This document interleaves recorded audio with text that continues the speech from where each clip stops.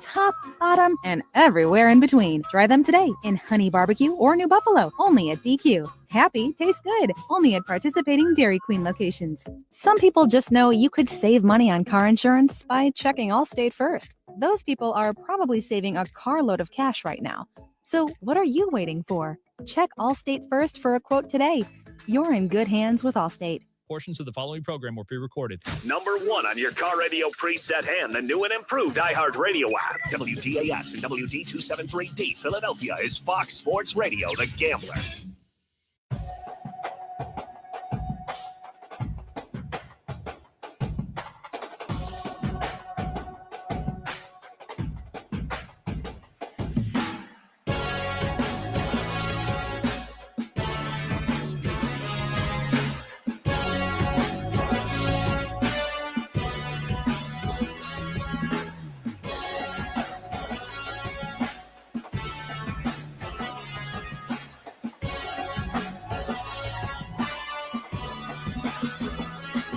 Rebound, Matthew, and time runs out. And the crowd roaring its approval as the Pacers take a 3-1 lead. Oh, yes, indeed. Pacers get the victory last night. Love to sit here and say an easy winner. Nobody's going to do that. But after it is all said and done, the Indiana Pacers are now one game away for reaching the NBA Finals. 130-121, covered the 2.5, and Tyrese Halliburton went off last night. Folks, something that we have never seen before in the history since turnovers have been tracked in 1977-78. It's the only 30-15-10-0 playoff game. It's also the first 30-15-10 playoff game with at least 5 3-pointers ever. He also had 4 steals. Halliburton went off, controlled the game from start to finish. And man, he is playing at a superstar level. Yes, indeed. I said it. Now, don't get it misconstrued with what I did say and what we were talking about yesterday. My Lord. Yeah. I still, and not even to get bogged down in this nonsense because this isn't a debate show, but, people are asking about the superstar. What makes a superstar in a sport? And I think there are more things that need to be discussed rather than just looking at the box score and what this guy does as far as throughout the course of a playoff run, so on and so forth. Like, who a superstar is in a league, right? You got to involve everything from cachet to sales to jerseys to, the time. Like, everything has to be rolled up into one. And I'm going to believe that there are only a few superstars in the NBA, maybe 5, maybe 6. And I can go down that list a little bit later. Tyrese Halliburton right now is playing at a superstar level. Does that mean he is a superstar right now? Yeah, he's balling. He's going off. But after the season's over, and even if they were to win an NBA championship, I still don't think you're putting Tyrese Halliburton in those top 5 players. A guy like SGA who won the MVP, a Joker. Like, we can go down the list of these greats. And Halliburton has played his ass off. And now he has his team 3-1 right now, 1 win away from an NBA Finals. Oh, by the way, we have those numbers against Oklahoma City. Very surprising. Very surprising. Now, again, 3-1 in both of these series. As a matter of fact, 3-1 in all 4 finals right now, conference finals in the NHL and the NBA. How about that, sports fans? All 3-1 across the board. But DraftKings Sportsbook does have some numbers out there. We'll get into those a little bit later. I promise you a lot to discuss as far as the NBA is concerned. And oh, by the way, we got another one tonight where we could get the Oklahoma City Thunder in the NBA Finals that starts on June the 5th. I believe we're going to be streaming. I believe we're going to be getting the Gambler Gang together. And we're going to be doing some stuff here. So we're going to be having some fun. Of course, getting those bets going, in-house bets, see who we can make a fool out of the most. But all in all, we'll be streaming for everyone's consumption on YouTube. So be sure to give us a subscribe and follow on our YouTube channel. Tonight, though, Oklahoma City an 8.5-point favorite, 220.5 is our total in that one. No surprise as far as the numbers are concerned. A lot of people trying to build up Ant. He's got to have a big game. He's going to be aggressive. Again, I'm not too sold on that at this point in time. I think that this could turn into a blowout. Oklahoma City is far and away the better team in my mind. I know that Minnesota's played well in spots, but I do like OKC to handle business at home and cover the 8.5 as far as that is concerned. Sam Oshtry will join us at 4:30 from The Score. We'll talk more about the NBA playoffs. We'll get his thoughts. And we'll talk a little bit more about Halliburton and the Pacers. And maybe we were sleeping on them a little bit too much because, man, this team looks like they are ready for action no matter who the opponent is. And yeah, I believe that they could give OKC a little run for their money. Now, that might be recency bias, right? Because we need to break down the matchups and who's going to do what and who's guarding SGA and what's the difference between the Knicks and the Oklahoma City Thunder. A lot. So I'm not really ready to go too crazy as far as telling you that the Pacers can hang with the Oklahoma City Thunder. And I don't even know how hot of a take that is for me to sit here and start saying that the Pacers, I know that odds makers are simply telling you that this is a one-sided affair. I don't believe it is. I do not believe it is. But there's a difference between covering the number, winning the series, and just being entertained. And I do believe that we will be entertained. At the end of the day, you got great defense and a great offense in Indiana. It's a pretty good game right there for my money. All right, we'll talk more NBA, as I said, with Sam Oshtry coming up at 4:30. Kyle Fisher is going to be joining us at 3:30 to talk about the Phillies and the Braves. And that's where I want to go right now. Doesn't look like they're going to be getting a game in tonight. I'm not too sure how that's going to play out. I do know that there's a series against the Braves later this season. Will they play 2 tomorrow if they cancel? I don't know, but it's not looking likely that they're going to play. And I believe a couple days ago that the weather wasn't looking all that good for tomorrow as well. So I don't know what's going to happen as far as weather is concerned. It's just brutal, absolutely brutal outside. You know what wasn't brutal, though? Ranger Suarez last night. Ranger Suarez was magnificent. Don't sugarcoat it. Don't downplay it. He was awesome yesterday. 2-0 victory over the Atlanta Braves. He allowed 4 hits, 3 walks, 6 scoreless innings, and he struck out 8. I was unable to get to my television set to start the game. By the time I sat down, I believe it was the 3rd inning, he had 5 strikeouts. So like, what's going on here? And I know that there's some people out there that are saying that the Atlanta Braves, look, this is a team that everybody's expecting them to get it going, but something is missing right here, right now. Clearly last night being blanked in that spot. Now, I do want to be honest again and say we weren't talking about Ranger Suarez in that manner last night. We were not. And he was coming in on a scoreless inning streak. He extended it to 13.2 now. And, of course, we know that he got the late start this season due to back trouble. But, man, he has looked great, absolutely great since he debuted on May 4th. He's now 4-0 on the season, 1.01 ERA, 1.01 whip, 25-8 Ks to walk, in 26 2/3 innings during this win streak. I think he'll be getting a start this weekend against the Brew Crew. Again, the Brew Crew similar to where the Braves are. But, man, Ranger, looking like the real deal, the guy that we were building up last year and the year before. And, of course, now with the discussion on what's going to happen as far as starting pitching is concerned, who's going to the bullpen, nobody needs to answer that question on May the 28th. But it does put a little smile on your face as everybody seems to be pitching well as far as the starters are concerned. Aaron Nola, I know, was updated last night on the broadcast. I think he played catch in the outfield, had a little pitch and catch as far as a bullpen session is concerned. We'll find out more from Kyle Fisher and his thoughts on how the front office / Rob Thompson is going to handle as far as the starters are concerned and moving forward. And what does Kyle Fisher want to see from the starters here over these next few games? But a lot to like last night as far as Ranger Suarez was concerned. Now, again, it's not looking likely that they're going to play this evening, but DraftKings Sportsbook, a lot of day games going off today, which is surprising, especially here on the East Coast. If anybody is on the East Coast trying to get those games in, I don't think that it would be possible. But right now you're looking at the Braves and the Phillies here. Let me pull up that number as far as that is concerned. Let's see here. 6:45 for the Braves here. As far as the Phillies and Braves tomorrow, Wheeler's getting the start.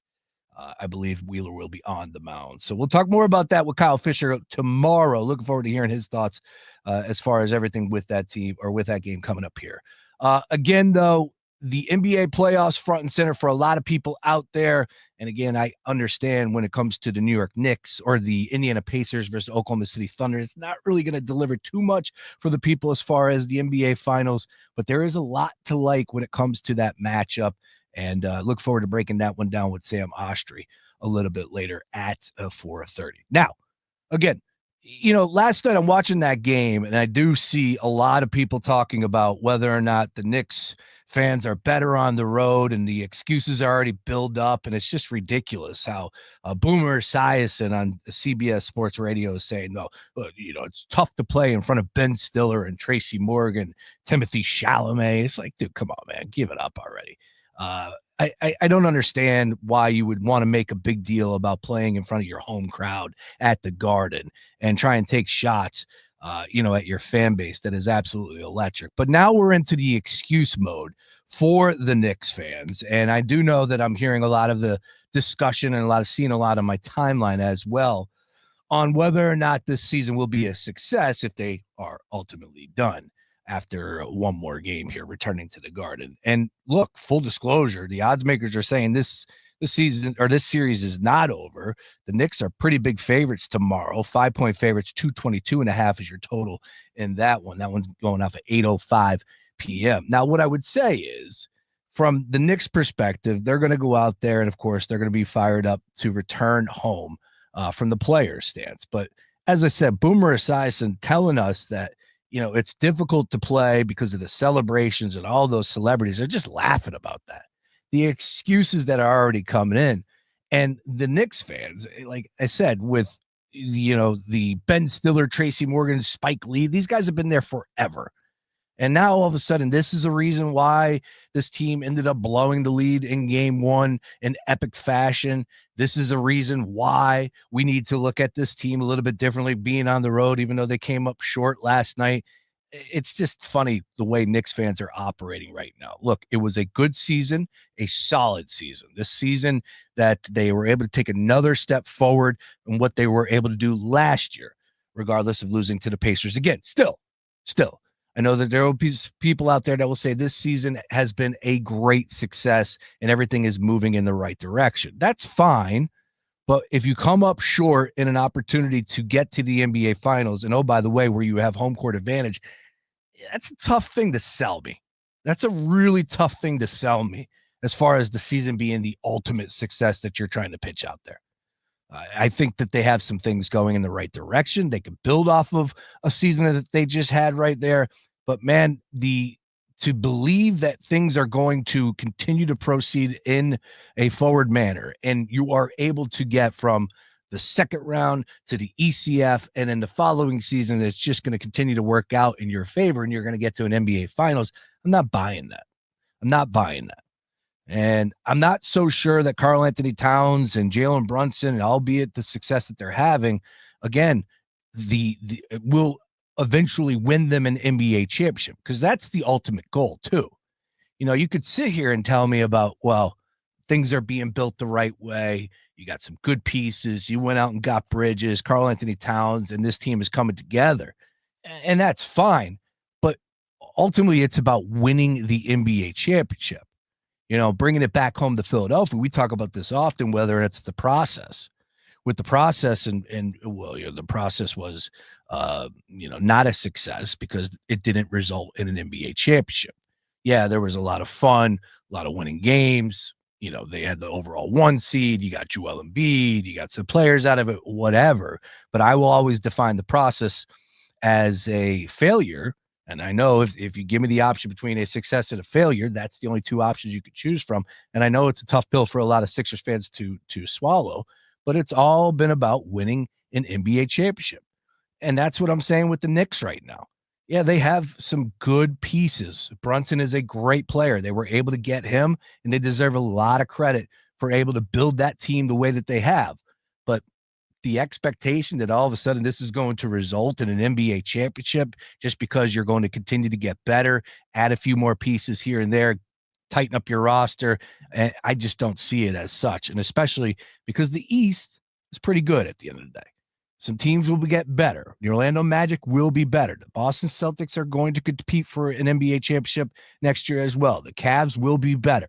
So I'm not really locked into the Knicks and this huge season or this great season being a huge success for them. Not buying that whatsoever. 130-121 final score. Once again, covering the 2.5, the Indiana Pacers last night, now up 3-1, but a 5-point underdog in game 5 really has me intrigued about that number. I just am wondering whether or not Vegas is overvaluing this just a little bit.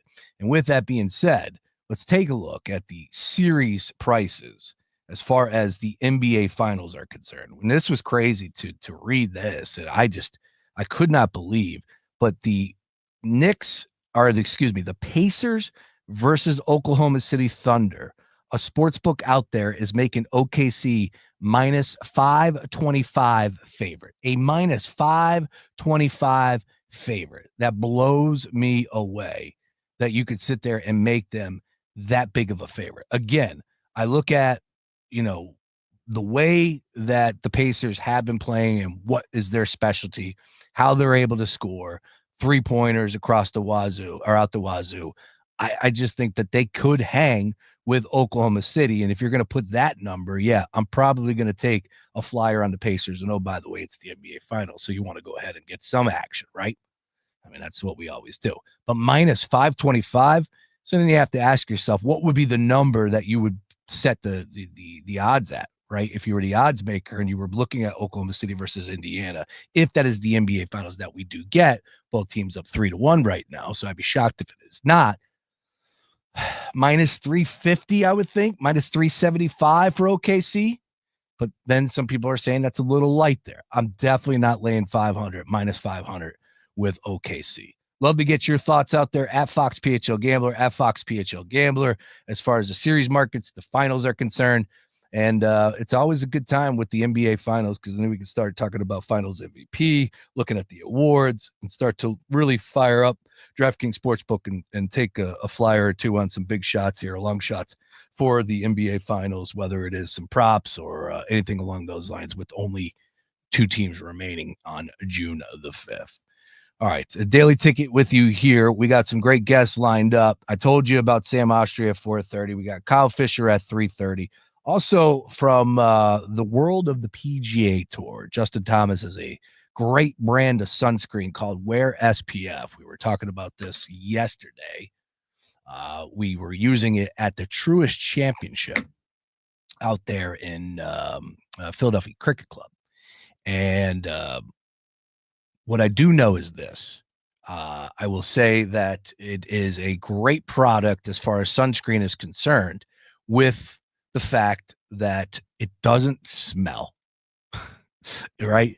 You don't smell like a coconut. And when you're out in the course, that's the last thing you want. You don't want to be sticky, right? But I did not know the story of Justin Thomas and why he decided to create this. This is his product, and he didn't create it just for a moneymaker. Let's put it that way. So he did deal with some health situation, and that steered him in this direction. So this is his brand, his product right here, wearspf.com. Check him out online. We got Christian. He's going to join us at 4:00 in studio. He handles marketing and promotions for the fine folks over there at Wear SPF. Looking forward to hearing what he has to say. He's going to talk a little bit more about the product and where you can find it, and why it is different than the other brands that are out there. And we got some good stories, some testimonials that will roll out there that people will enjoy. And ultimately, it's going to make you want to give this a shot, especially for my people out there that play baseball or golf or any activities in the sun. I mean, beach, whatever it may be,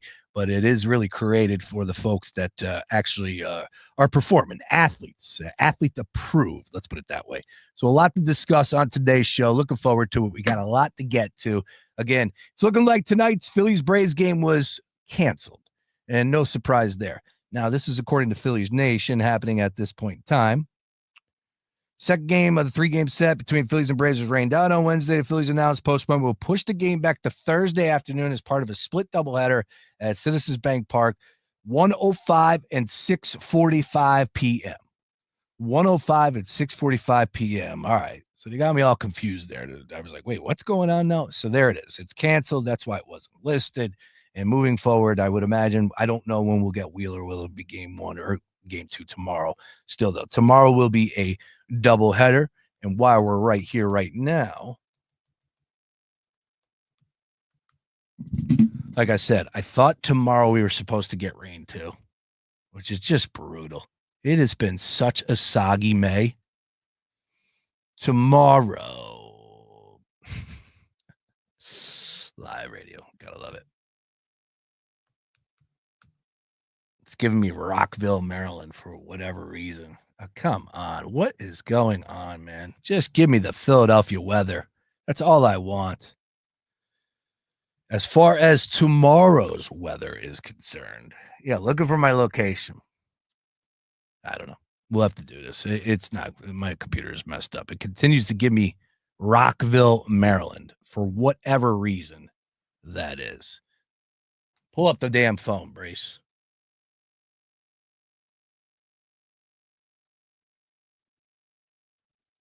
Bala Kenwood feels like 51, and it's raining out there, boys and girls. Tomorrow, 80% rain.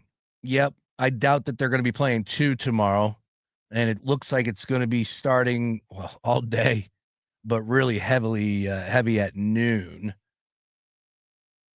Friday, 80%. Saturday, 85%. Just nasty. A high of 56 tomorrow, a high of 60 on Friday, and a high of 53 on Saturday. Ugh, what is going on? We got some nasty weather on the horizon here, and I don't know when the Phillies are going to be able to play these games, which is unfortunate because you wanted to build it up a little bit, taking on the Braves, and to open up that series to get a victory like they did yesterday, 2-0, albeit not the best offensive game, but still just a really good baseball game. One game that moved right along with Ranger Suarez on the mound. You just wanted to see them play again tonight, but ultimately it's not going to happen. Doubleheader. So will they throw at Ronald Acuna tomorrow? Maybe, maybe not. Who knows? I know that Bryce Harper got hit, and I know that everybody is all fired up on the timeline, and you got those other radio stations pitching the idea to throw at somebody. Got to retaliate, whatever. I don't necessarily believe that will be the case. Again, I think now you're going to breathe a little bit with this game not being played tonight too as well. I don't think that the Braves would or the Phillies would operate like that. Again, that's some old school mentality when it comes to baseball, throwing at a player. Bryce Harper, it was up high. It's not where you want it from Strider, who looked pretty good in his own right. Looks like he's coming back 90 pitches last night. But I just, I would find it hard to believe that the Phillies would go ahead and say, you know what, let's throw at a Braves player because they hit Harper last night. Again, X-rays came back negative. If X-rays were a little bit differently, then maybe I could see it. But at this point in time, I think cooler heads are going to prevail. Let's play some baseball. And you know what? You know how you show them up, you win the game. But if there's no games to be played, what are you going to do? So we'll see what happens. Kyle Fisher is going to talk more about all of that. We'll get his take. And, of course, have a little bit more of a breakdown as far as the series is concerned. And Ranger Suarez, the outlook for this starting rotation, when everybody is healthy and everybody is back, now what? What is the moves? What will the front office do? What will Rob Thompson want to do himself? And ultimately, what are we going to see come September? Because that's the big question. If everybody is healthy come September, now what? And I think it's a great problem to have, but we'll see what Kyle Fisher has to say. He's going to join me on the other side. We got a lot to get to, a lot of odds and ends out there. 99 days until the NFL season kicks off. Eagles with a great addition at the NovaCare bubble. I don't know if you saw this on the timeline. Shout out to Tim McManus from ESPN. A beautiful picture thrown up inside the bubble where we got brand new signage, and it is 2, not 1. But 2 Vince Lombardi trophies. My goodness, absolutely gorgeous down there. OTAs are off and running. Majority of the league is active right here, right now, today, this week. Some got together last week, including the New England Patriots, where Diggs Stephon Diggs, who's a newcomer to the New England Patriots, was able to make the OTAs last week, which is great. It's what you want. From there, Mr. Diggs took a flight south, and I believe somewhere around Miami, if I could guess, on a boat, he was videoed with a pink substance that I am learning about for the first time in my life. Pink Coke is what they call it. Now, just for everybody's clarity on this one, there is no actual cocaine in Pink Coke, but there are illegal drugs in there, including ecstasy. And Diggs was filmed on a video where he was front and center talking to 3 young ladies, and it was a big wild party. Whatever, it's his own time, have fun. But to be filmed doing that, handing off that baggie, and just not a good look at all. And that video is all out there. The Patriots now had to respond to it, and just not something you want to see from a guy who is a supposed vet who should be smarter than that. But here we are, and we're off and running. And Diggs, look, I know he was hurt last year. I think he played 6, 7, 8 games, whatever it was for the Texans, but he was playing well for them. I know that they have an embarrassment of riches at that wide receiver position. But what I would say is, for Drake May, he needs weapons. He needs players that can make plays for him. And Diggs, I would look at as one of those guys. But, man, you need your head on your shoulders on that one. And that's not a good start to his Patriots campaign. But we'll see what happens. And, again, I'm learning about Pink Coke. I'll read you the definition a little bit later when we talk a little bit more about that. But 5 o'clock, we'll have Inside the Insiders NFL edition. We'll go around the league, look at some of the awards that are offered right now on DraftKings Sportsbook, including Aiden Hutchinson, who you remember got hurt for the Detroit Lions. He is your front runner right now for Defensive Player of the Year, which I don't really agree with, but he is back in action. And they won't need him till September, obviously, but he's out there on the practice field. So it's good to see him back out there from a league perspective. Again, I don't know if I would go ahead and sell him as a Defensive Player of the Year guy. I know he should be as far as a candidate is concerned, but to be the leader in the pack and guy at the top of the chart, I'm not going to go ahead and fire on Aiden Hutchinson to win that award. There are other players that I like, and definitely for a better number. We'll talk a little bit later about that one as well when we look at the awards in the NFL with 99 days to kick off for the Eagles and Cowboys. Let's talk about the Phillies and the Braves. Rained out tonight. Oh, well. Play 2 tomorrow, Ernie Banks style. Kyle Fisher's going to join me. We'll talk about Ranger Suarez's performance last night. A great outing by Ranger. And, man, we should have talked a little bit more about him leading into it because there was money to be made, especially with those strikeout props. Daily Ticket's just getting started. Get involved with the conversation at Fox PHL Gambler. More after this. The city. Las Vegas. Vegas, make some noise! The event. Our legendary iHeartRadio Music Festival. Presented by Capital One. Live. Welcome. One stage. 2 nights. The biggest stars in music return this September. To make history. The world's biggest artists are taking this stage. Stream live only on Hulu. I said, woo! Listen right here as the star-studded lineup is revealed. Tuesday morning at 8. Fox Sports Radio, The Gambler. Now, total traffic for Philadelphia. Traffic stopped at the Tacony Palmyra Bridge for a drawbridge opening. We're jammed up on the Schuylkill westbound University to Jabardon Boulevard to Belmont. Eastbound, stop and go Montgomery Drive to South. 95 northbound back to Balagany to Bridge, and southbound heavy Cotman to Bridge. All right, to tell it, total traffic. This report is sponsored by Staples Stores. Bobby Bones here with some easy trivia. What does the Staples easy button say? That was easy. Boom. I mean, that was easy. You knew that, right? And now you know to press it for prints, shipping, and even passport photos. Plus, next day delivery to over 98% of the U.S. I see you, Staples. That was easy. Philadelphia. Roots Picnic is back May 31st and June 1st at the Man in Fairmount Park, featuring performances by Maxwell, Lenny Kravitz, Meek Mill, The Roots, Glorilla, Miguel, Thames, K-Tronada, Lotto, Music Soul Child, Jay-Z, 2 Chainz, and many more. For tickets and info, head to rootspicnic.com. Payment plans and single-day tickets are available now. Presented in partnership with Live Nation Urban.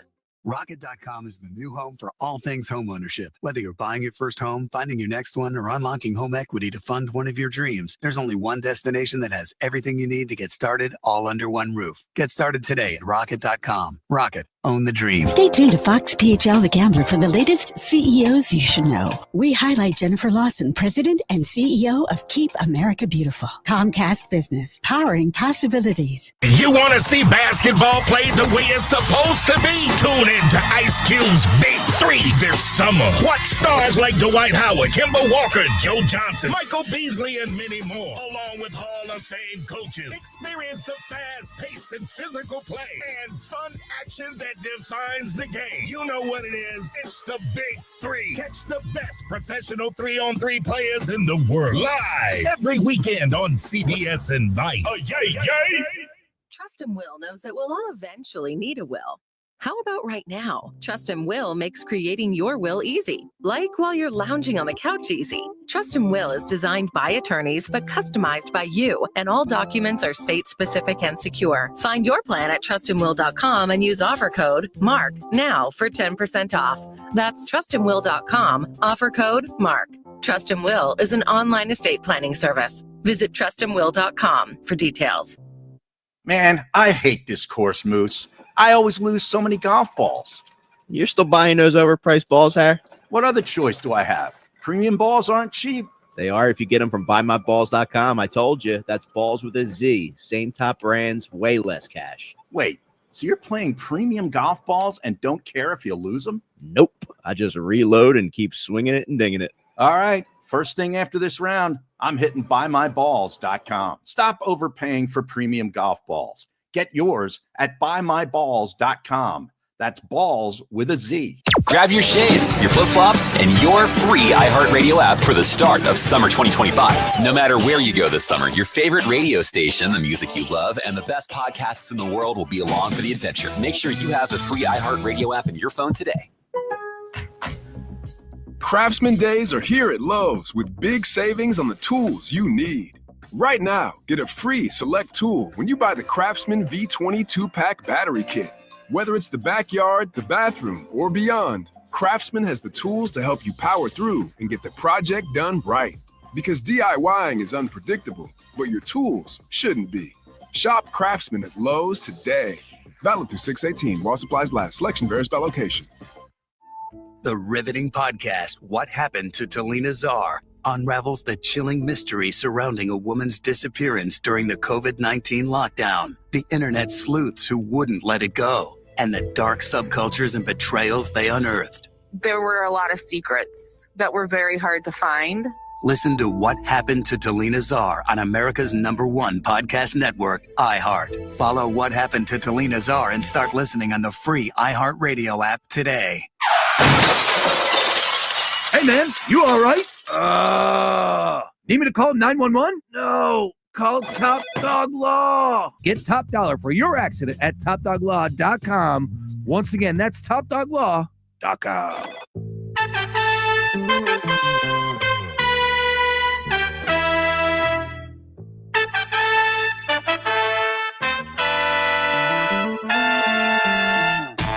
It's been a long day for your boy here. We had a team meeting here at Team iHeart at 10 a.m. So it's been a long day, and I needed that hot coffee. And thank the good Lord above, I just ended up getting that. But folks, joining me right now to help bring a little bit more of some juice to this show here. I like it. I need him. Kyle Fisher, and it's great to have you today. Unfortunately, Kyle, I'm bummed because I thought we were getting Braves and Phillies around too, but that is not the case, unfortunately. Game is rained out.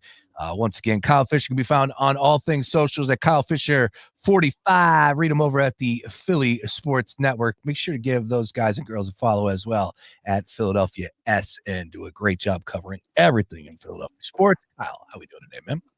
Great, man. Doing really good. Like you said, a little bummed. I had tickets with the family to go down to the game tonight. Don't know if we're going to be able to make the 1:05 start time work tomorrow, but for those who did have tickets for tonight's game, your tickets and parking will be valid for the day portion of the game. You'll get to see Christopher Sanchez go during the day, and then they've announced Zach Wheeler will pitch game 2 tomorrow as opposed to his start scheduled today. Which one would you rather? Would you rather watch Zach Wheeler or Christopher Sanchez pitch right now? Oh man, I have to go Wheeler just because he's pitching like a Cy Young again. How can you not be excited about that? I put out a little tweet earlier about his numbers versus the Braves since joining the Phillies. He's been very dominant. Haven't looked closely at Sanchez's numbers specifically against the Braves. If you like some lanky lefty magic, if that's more your speed, then go Sanchez. But me, I want the best guy for every game that I go to. I used to joke around when I was younger. My family seemed to have the Joe Blanton package. Not that he was bad, but every single game you go, you got Joe Blanton. You're like, come on, man. Give me Cliff Lee. Give me Cole Hamels. Give me somebody. So I would never complain about the Zach Wheeler package. The Joe Blanton package. That's a good one. That's a good one. Shout out to Joe Blanton. All right. Well, let's talk about Ranger Suarez because I think it starts and ends there, if we're honest. What a game. What a performance. What a badass job by Ranger Suarez. And this is what we do here, Kyle. We talk about these wagers every which way. And yesterday when Luke joined me from Citizens Bank Park, we didn't really talk too much about the props and everything from Ranger Suarez's angle. I was kind of surprised after it was all said and done to see that type of outing by Ranger. But let me ask you, should I have been? Should we have expected that type of performance? 9 strikeouts. This guy's now 13 2/3 scoreless inning streak, and he's looking like Ranger when he was hot last year right now. So what should our expectations be moving forward with Ranger Suarez in the starting rotation? Yeah, I don't know if I'm going to say, dominant all-star leading the conversation of Cy Young just yet. We have some time. That first outing was pretty rough, but if you take that out of the equation, he's gone at least 6 in the last 4 appearances. 3 before yesterday, he had gone into or completed the 7. So really, really strong outings. I mean, if that back truly is healed, there's no reason to think that he can't be what he was, at least close to what he was in the first half of last year, which is a dangerous weapon for these Phillies down the stretch. Yeah, and it was needed too because the bats weren't really all that there for both teams. Obviously, with a 2-0 win for the Phillies, but man, Ranger was sensational. Got out of some trouble there and snap of the fingers, had 5 strikeouts in 3 innings. I was just like, what is going on right now? It was a great pitcher's duel. Strider looked pretty good. It looks like he's coming into form a little bit. I think that was his 3rd start since he's returned. And of course, he had that hiccup once he did return, but all eyes were on Ranger, and he had a fantastic start last night, 6 scoreless. And now has been 4-0. He's 4-0 on the year. So nice job. It was interesting, Thompson even said after the game that they got him into some deep counts early in the game, got his pitch count up quickly, but he was able to battle through. And like you said, 5 strikeouts early in the game. I don't care how deep of a count you get a pitcher into, right? I don't care how long, how many foul balls you take. If the result is a strikeout, that means the pitcher won the battle, right? You can get his pitch count as high as you want, but if he was able to survive that, make some mid-game adjustments, and still go 6. That's huge for your pen. There was a lot of talk about the situation in the first inning and how the Phillies should have responded. We'll get into that shortly, but the focus is on Ranger, and he was dynamite again last night. Yeah, and the great John Fisher checking in. Yes, tonight's game is canceled, so no Phillies Braves round 2, doubleheader tomorrow, and not like the olden days where you used to buy a ticket and just hang out for both games. No, they got to split it now. If this was the Phillies of 2015, they might give you access to both games. But this is a team that they know they're going to get close to a sellout in both of those games. They're not giving you a free pass from one to the other. Definitely not. Now, time out, because I did see John Clark post a picture. And there's people, and I get it, younger, we're not really thinking straight. Right. But there are people that set up shop ready to tailgate for tonight. Like, if you thought this game was being played at all, what does it matter with you? Do you know? Hey, man, if you got a weird work schedule or you don't got responsibilities, you're going. Let's go down. Let's go down and see what happens, right? Go down there, have a couple brewskis. If they decide to start the game late because they find a window, All right, then I've been here all day long. If not, I had a nice little fun day down in South Philly in the, playing on the pavement. I don't know what to tell you, but it wasn't me back in the day. But I know plenty of people who would have been there alongside those guys. Yeah, and the travel it plays into, depending where you're coming from. Exactly. Yeah, I don't know if I'm driving an hour through traffic down there just to hang out in the parking lot. But if I live in South Philly, I'll take a bike over. I don't care. Yeah. Now we're talking about the parking lot here. Kyle Fisher joining us here on the Gambler Stream. I know you made Metallica one of those nights. Were you out there in those parking lots? Well, I was working the event, so I got out a little early, and I was able to avoid some of the traffic. I worked selling beer for Aramark on Sunday and on Saturday for the Post Malone Jelly Roll. All right. I was able to avoid some of the traffic getting there early because we were able to sell once the gates open. And I love Metallica. I've seen them before. I hopped out as soon as I could to beat some of that traffic on the way home. I did see our guys over at Crossing Broad share a video of some horrendous situations down in those parking lots. I'm really glad I avoided it. Yeah, it's ridiculous. It's one of those things where you're damned if you do, damned if you don't. And I even took the train down, and I just was like, "No, that's a good idea." Yeah, you're still stuck in that. That's all right. So here's the deal. I got a question for you as far as what was the crazier scene? Was it Saturday night with Jelly Roll and Post Malone, or Metallica? What was the crazier scene in your mind? Crazier is Metallica. I mean, those people are just insane, right? You had Pantera on beforehand. There was like 7 different mosh pits going at one time. I'll tell you that the air smelled of a certain plant both nights. Didn't matter what concert you were at. It was pretty strong both nights. But for Sunday, it was a little more chaotic. I think there's more people. So the scene overall is a little bit crazier for any concert at the Link versus Citizens Bank. But I'll tell you what, man, those people go to the wall. They go nuts for some Jelly Roll and some Post Malone. It's very similar. I know Post Malone's done some country work recently. It's very similar to a typical country crowd. So while the people were crazier on Sunday and the crowd was larger, the sales were probably better on Saturday from a beer perspective. Interesting. All right. Yeah, it doesn't surprise me. It's a little, I bet you the age has something. Yeah, a lot of people were like, I need to be functioning so I can drive home and go to sleep. Like, it was a little bit of an older crowd on Sunday for sure. Versus Saturday, Post Malone and Jelly Roll. And you have off the next day. Whew, people were going nuts. We're gonna rev it up a little bit more down at Citizens. A lot of turning away fake IDs for sure on Saturday. Sunday, you didn't even have to ID more than half the crowd. Do you know right now that my license is expired? How about that? I'm 44 years old and my license is expired. How bad is that as a human being? If I didn't know you personally, you'd be turned away at the ballpark. Yeah. That's for sure. Well, look, I didn't know. And I forget what happened. It was like 2 months ago. I got something in the mail and I'm like, all right, I'll take care of it. Completely forgot. And then I go to the grocery store to pick up a 12-pack of Miller Lite or an 18-pack of Miller Lite for me and my father-in-law. And next thing you know, the lady's like, your license is expired. I'm like, there are 3 people behind me. I have never felt more embarrassed. I haven't been more embarrassed in years. So I'm just like, all right, no problem. She's like, I'm so sorry. I'm like, no, that's my fault. And then I go to get it renewed. And now there's this real ID. The real ID, yeah. So literally the line at the DMV was a mile long. Oh, I go, all right, like I'm good.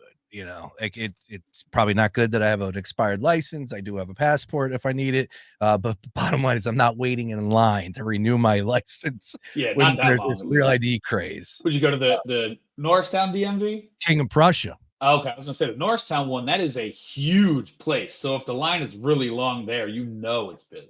Yeah, I got to do that. All right, enough of my business here. We're talking to Kyle Fisher. Let's get into the business of do you retaliate or not? Ooh, back in the day, it's not even a question, right? Like you retaliate immediately, and it's probably going to be one of their bigger name players, and we're going to see benches clearing, no punches thrown. Maybe back in the day, punches would be thrown. Who knows? And it's just handled. But now we need to debate it and the timeline. And now you got all these radio shows going, and now it's on the bottom line of the crawl. And there's probably some sports book that's taking odds on it. That's how crazy it is these days. But, like, I know things have changed, and I would say, like, if you're not going to do it in that game, then don't do it at all. Like, that's where I'm at. Like, I get it. It's Bryce Harper. It was way too up for my liking. The x-rays coming back negative have a little bit of an effect on me as well. I'm not a big retaliate type of guy in this situation. I think it's case by case. I'm fine with that. But right here, right now, go win the baseball game. How about that? Yeah, I think it's a little tough, right? I agree with you that I'm not a big retaliation guy. I understand that I wouldn't have been opposed to it. Let me start with that. Yeah. If they had retaliated that same day, hope you get warnings. You take care of a guy, you hit him in the meaty part of the back. You don't go up and in. You just let them know, send a message. Hey, now we're on the same page, right? We're even. There's people saying you should drill him, have Jose Alvarado challenge a suspension just so he can play again and throw 102 at Acuna's knee or something. Stupid. I'm not, that's so ridiculous, right? But the game has changed. It used to be where guy gets hit, everybody in the stadium, umpires, they all know the next one's coming. As long as it's not egregious, we'll put the warnings out after the teams are even. Well, then it evolved to, hey, first guy that gets hit, especially if it's a star player and he's really hurt, or there's been a trend, we're going to put the warnings up now. And now it's a little tougher to retaliate. Yep. So teams started extending the time period that they had. So you would do it the next game or 2 games later, the next series. There's guys who are getting hit in spring training as retaliation for the season before now. And umps and the league have become more sensitive. So my worry would have been that if you do retaliate, it's obvious what you're doing. And then the umpires feel the need to control the situation. And instead of offering warnings, they just eject the guy who obviously did it on purpose, whereas the first one wasn't done on purpose, right? So you're setting yourself up to be behind the 8 ball to start. Imagine Ranger Suarez comes out in the 2nd or 3rd inning and beans Acuna the next time he's up, and he gets ejected.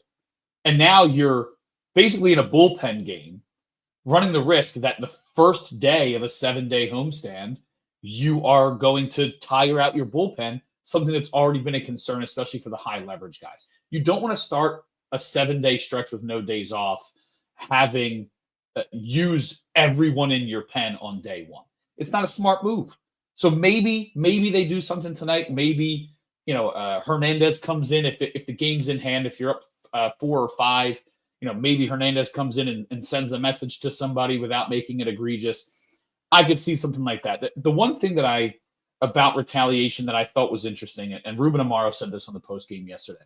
He said, if this were an isolated incident, fine. Who cares about the division rival? It doesn't, whatever. It stinks that he didn't have the pad on. He gets hit. It's a bad situation, but nobody meant for that to happen.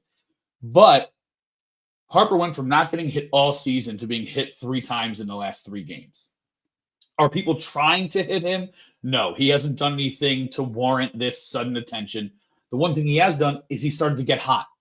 And one way you can try and challenge a guy from when he's hot is to challenge him inside, make him back off the plate a little bit, make him think of it. And that's what pitchers are doing. Ruben's message was, you need to send a message to the rest of the league that you cannot do this. If you can't control it, don't come in on our guy. We have our guys back. And from that perspective, a guy who's been in the game as long as he has, I would never argue if they did it.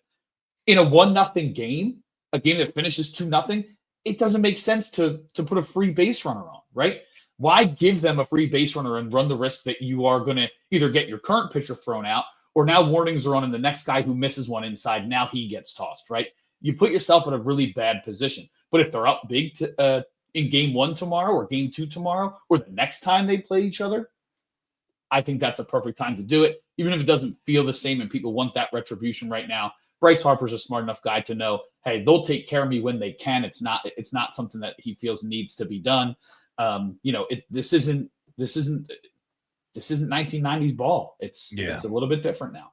And that's what it comes down to, right? It is all completely different because it is a new day where warnings are tossed before even a pitch is thrown, right? Where, back and that's a shame because you allow them to police themselves. And, like I said, hopefully cooler heads would prevail and punches wouldn't be thrown. People want to leave the benches. So what? It's not the first time we've seen that people running in from the bullpen. I hate it, but whatever. And at the end, Ranger Suarez goes back out there and he comes inside and now the warnings go. Like, that's the way it should be, right? Bryce got hit. Ranger comes out there. He comes inside and the first batter that he thinks he could do it and get away with it. It is what it is. Hits him. Next thing you know, warnings are throwing and we go play baseball. Again, could things happen? Sure. And I understand why umpires are proactive when it comes to warnings and things have changed so much, but that's the way it should be. But all in all, right now, with the game not being played tonight, I just think you go ahead and leave this alone and move on. We'll see. I would be surprised if Christopher Sanchez did in game one. Wheeler, though, is a different breed. Wheeler might come He has a inside. little bit of an old school, but he also doesn't like putting guys on for free. He might say, look, dude, let somebody else handle that. I'm not here to win a game. And that's what those guys' mentality is. I understand, like, it is sticking up for your guy, and that's a real thing. Harper would be very happy if someone did it, right? He'd be like, good, they got my back. But he knows that those guys have his back anyway. They don't need to prove anything to him, right? So from his perspective, he's probably like, if it happens, whatever. If it doesn't, that's fine. We're out here to win baseball games, not to start a beanball war with our division rival. Yeah, and like you said about Wheeler, he's in the running for Cy Young Award, so every start is important when it comes to that award. And I know that he's not thinking about that, but from the standpoint of people out there that have money in the game or money on that award prop, you don't want to see that. So we'll see. We'll see what happens. Again, they're supposed to play 2 tomorrow. I don't even know if they're going to be able to get that in. It's supposed to rain the next 4 days. I can't believe I pulled up the weather and it's looking as bad as it is. But all week, man. It's been like that basically the whole month of May. All right, let's keep it moving. And again, from the Phillies' perspective, great game last night, 2-0 win against the Braves. I want to get into a discussion that we were hitting on a little bit yesterday. We were talking about just the of course we know what they are as far as record is concerned, and they were top dogs in the NL. They were half game or a game behind Detroit for the best record in baseball. Regardless, though, when we start to measure up the Phillies and we compare them to last year and we look around the league this year, what are we saying right now, Kyle, on May 28th? Again, you are what your record says you are. That's understood. But when you compare and contrast against the Cubbies, against every team in the West, and oh, by the way, this hit me a little bit. The Dodgers are going to continue to get richer because they're bringing in Shohei Ohtani as a pitcher after the All-Star game. Like, they're going to add perhaps one of the best arms. You got to think of it as a free agency not free agency, but a trade essentially. And they're going to add one of the better arms post All-Star break when Shohei's able to return to a starting pitching spot.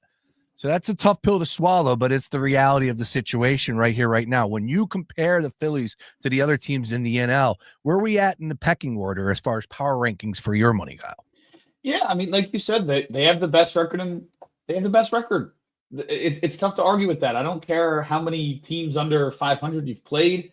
I don't care what your expected results are. If you're outperforming your expected results, that's a good sign. It means you're taking care of business in situations where maybe you wouldn't be favored to. I think I posted, and you shared it when Luke was on yesterday, about their record in one-run games. They have an incredible record in one-run games. I think it's at 10-4 in one-run games.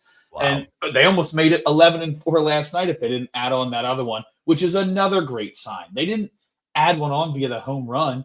They're not even that great in power numbers this year. But where they are great is walk to strikeout ratio, walk rate overall, on base percentage, singles, overall hits.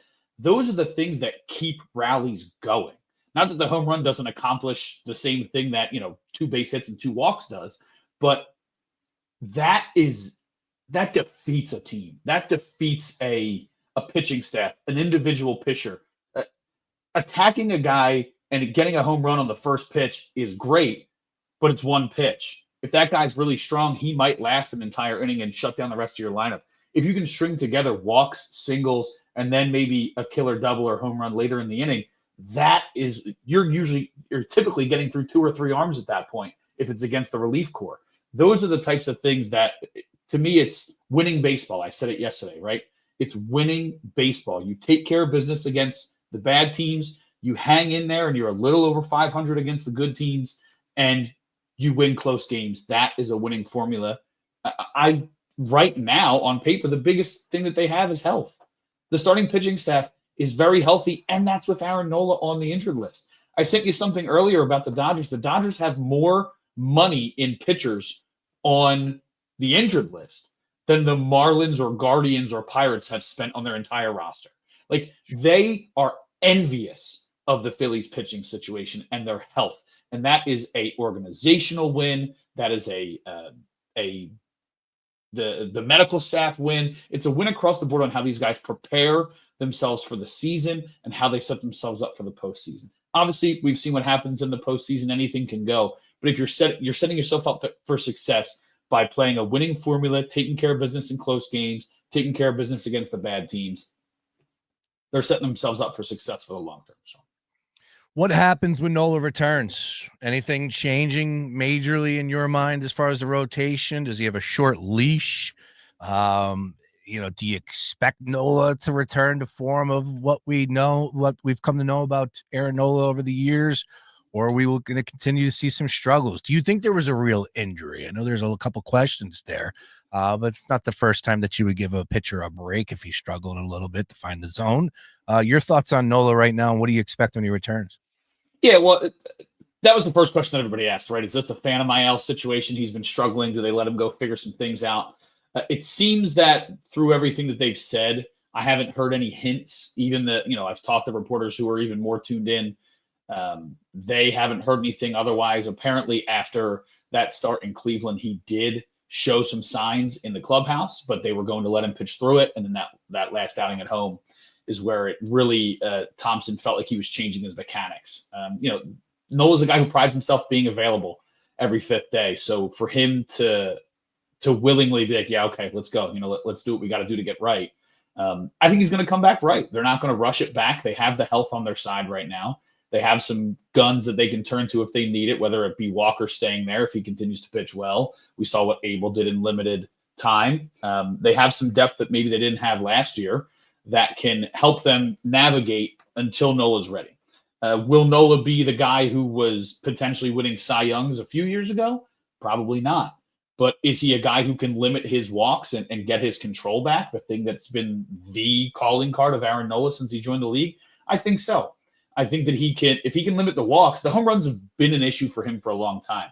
But the thing that's been killing him this season is he's allowing walks in front of those home runs. So a 1-run shot turns into a 2 or 3-run shot. And those are the issues that he faced in those first few starts. I think if he can come back and pitch at a 3.5 the rest of the way, the end of the year ERA might still look like a 4.5 out of quick calculations. But if he can pitch 3.5, 3.8 the rest of the way, you're very happy with that. And then that puts Walker in a permanent position in the bullpen, which they've said they think will be beneficial. Instead of going back and forth, he'll really be able to change his full routine and really amp up for those innings that he pitches out of the pen. And then we'll see what happens if Painter's ready. But I think that they'll take their time with Nola. They've already said he still feels a little sore after having catch yesterday.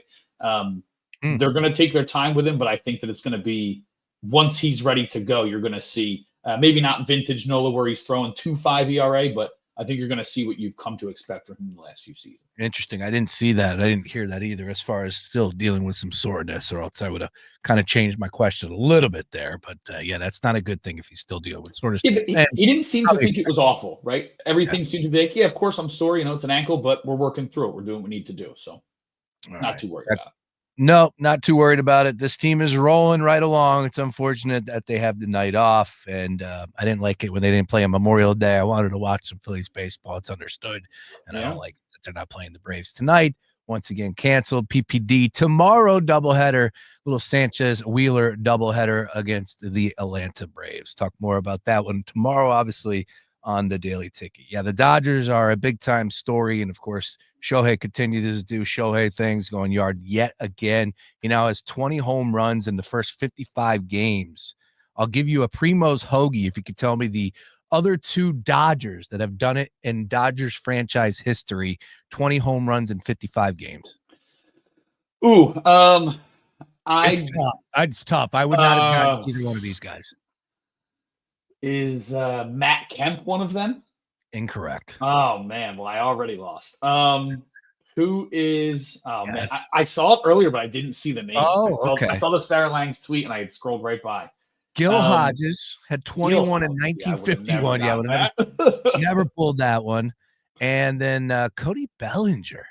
Oh, his MVP. That's right. He was outrageously good that year. Earned that guy a lot of leeway through those years where he struggled that one season. He's hot right now too with the Yankees. 64th time a player in the majors did it in the same span. First time since the Mets' Pete Alonso in 2023. Good stuff there. And like you said, he's pitching. He's getting ready to pitch on the side during all of this. The rich get richer, man. The rich get richer.